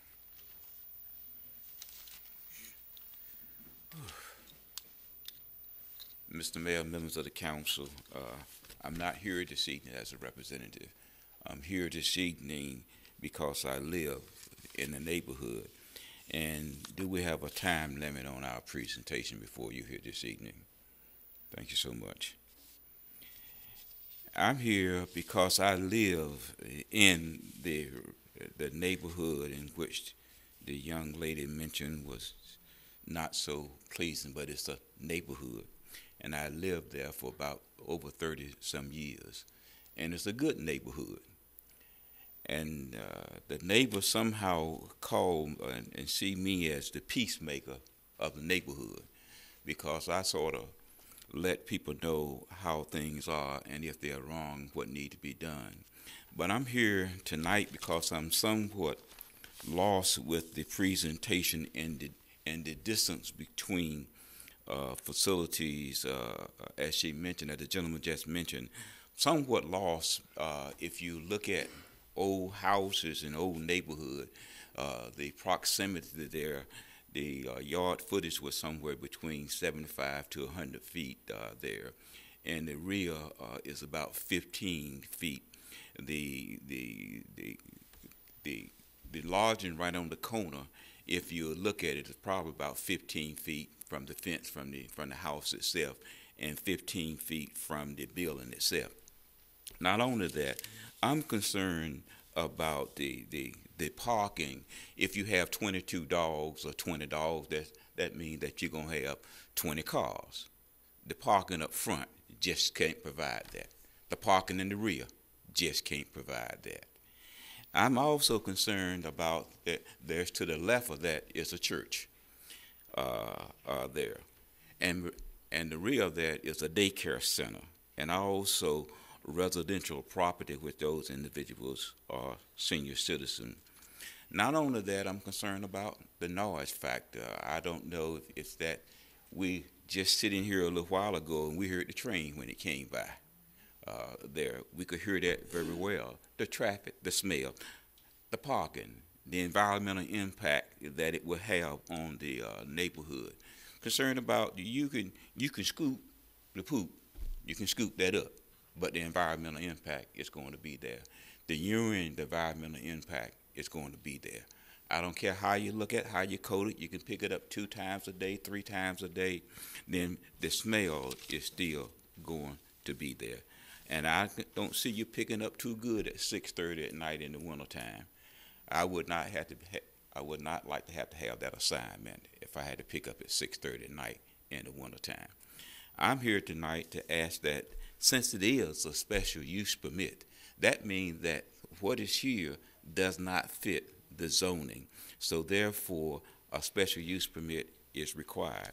I'm concerned also about the non-profit, the non-profit, yet still I will keep the dog for a reduced rate from, I guess you were saying, from kennels or wherever that they come in. 22 dogs or whatever number that is, it just doesn't fit that particular zoning. And if it was zone C3, if you're talking about commercial, maybe that was the way that they should have gone. But a special use permit is not what is needed here. Again, the daycare center is right behind this particular area. Again, the noise. And the traffic that's getting out of there is going to come right, but the traffic on Seneca Drive, at least on Courtney Street, that's used the VA hospital in order to cut across there. So there's going to be a traffic. There's only one entrance going into that particular facility, just one. And if you look across the front, I doubt very seriously that you could park 10 cars there. And the cars are going to have to turn around, back out, or whichever, to get back on to the street. This is not the right place for this particular zone. I'm respectfully asking that this special use permit be denied this evening. Thank you so much for your time. Our final speaker is Miss Betty Smith.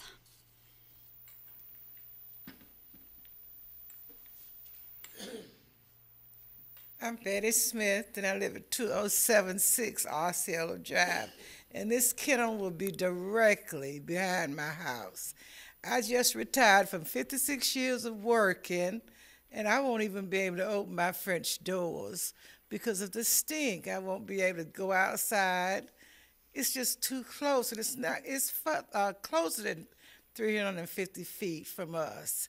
It's a wooded area, and right on this side of the wooded area is that kennel. And there's no way I can even open my windows at night because those dogs are going to be barking. And the stink is going to be terrible. So I would appreciate the consideration. We just don't need it. We got old people, and I'm too old to buy another house. So we don't have to stay there and face it. Thank you. We have no further speakers. Thank you, Madam Clerk. Council, do we have any questions?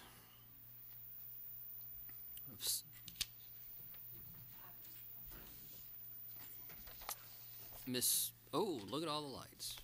Let me get my pen out. Excuse me. Miss Jensen, go ahead. Did you call me? Jensen first, then Mr. Crisp, then Mayor Pro Tem Davey. I don't know who I want to bring this to. It'd probably be Mr. Dent. You are the one that owns the Ramsey Street Apartments. I guess my question is, and I know that there is a pet kennel in front of Kenwood, and it has done very well. But again, I know that the neighbors do not want it, and I respect that, and that's one of the reasons I'm up here, and I do respect it. But I guess my question is, if it is zoned to be a bar or a nightclub or things like that, so I guess I'm trying to figure out what is the worst of the two evils. Would you rather have a nightclub there? I know it used to be a nightclub a long time ago. 30 years ago. Yeah, 30. Okay, I'm aging myself. 30 years ago. Business. Mm-hmm. It's been a healthcare business. Right. It's been 2 different construction companies. Right. It's been a cabinet company. I go by it every. Yeah. The other owner I knew. Uh-huh. Jimmy Hobbs. Right. Had the cabinet company and the acoustical ceiling company. Right. Now, how long has that been? Didn't it used to be a restaurant? But how long has it been vacant? How long has it been vacant? Since he just sold it. Since he just sold Jimmy had his own business in there. His own right. construction, remodeling business in it. So I guess what I was trying to say is, and I understand that the fencing even putting slats in it, if I lived there too, that would not be acceptable to me. I mean, If there was something that really worked that would mask the odor, the smells, etc., right. I would be glad to pay for it to put it up. But slats in the fence are not going to stop. I agree with that. I totally agree with that. It would seem like you would need a higher, and I don't know if you've seen the one on Ramsey Street up towards the Northway. It's a very, very high fence, and you don't even know that there's dogs in there. Because it's, but I do understand where you're coming from. I just wanted to ask the question that I know that you do have, I wouldn't even say transitional housing. There's people that live there. I mean, they've lived there for a long time. It's kind of the weighing of, would you rather have a nightclub or a pet place? That's. I mean, that's hard to say. I know it is, and that's. It hasn't been a nightclub in 30 years. Why would that even be an option now? I mean, well, the but zoning does allow it. I understand that, but things have changed, and it's kind of like sometimes we have to be careful what we're fighting for. I would hate for if you said, well, if I knew that was coming, I would have taken the pet place. Well, it's the worst of two evils, then. Let's call it. It is. It is. How can I assume? I'm not God to know what's going to be next. Right, and I understand that, but my question was sometimes the best of the two evils. Sitting out here, I can't speak for them, but I can speak for myself. Whether it's a nightclub or a business or whatever it is, we could anticipate that, we can accept that, and if it happens, we'll deal with it. Okay. If I have to have the police over there every night to throw the drunks and whatever. Okay, that's just that you answered my question, and again, like I said, I do understand about the fencing that that is unacceptable. Okay. Thank you. Thank you, ma'am. Mr. Crisp. Mr. Mayor, I want to shed some light on something said about two kennels. The two kennels referenced earlier are in my district. The one on Strickland Bridge Road. And in my time on council, I've never had a complaint from any resident whose property backs up to that kennel.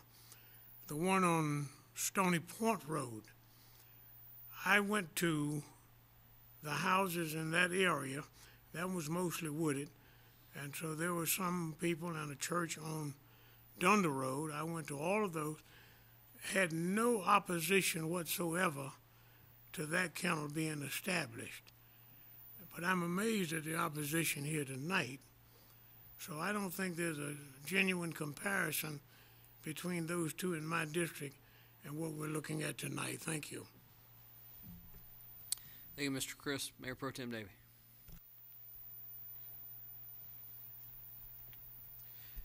Mayor, I'm just here to make the motion, and if there was any other discussion. Okay. I'd like to make a motion to deny the special use permit requested.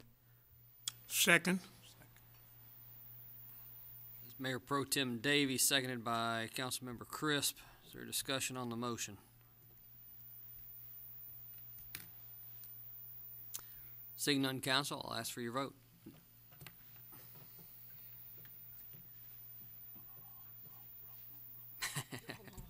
All right. Council, I'll ask for your vote again. Remember, a green light supports the motion to deny. A red light would move to approve.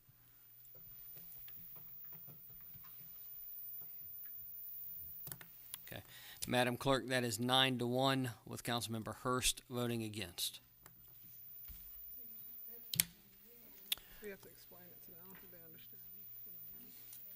Oh, they got it on the agenda. Okay, council. Motion to adjourn. So move. Yeah. All right. Same to you.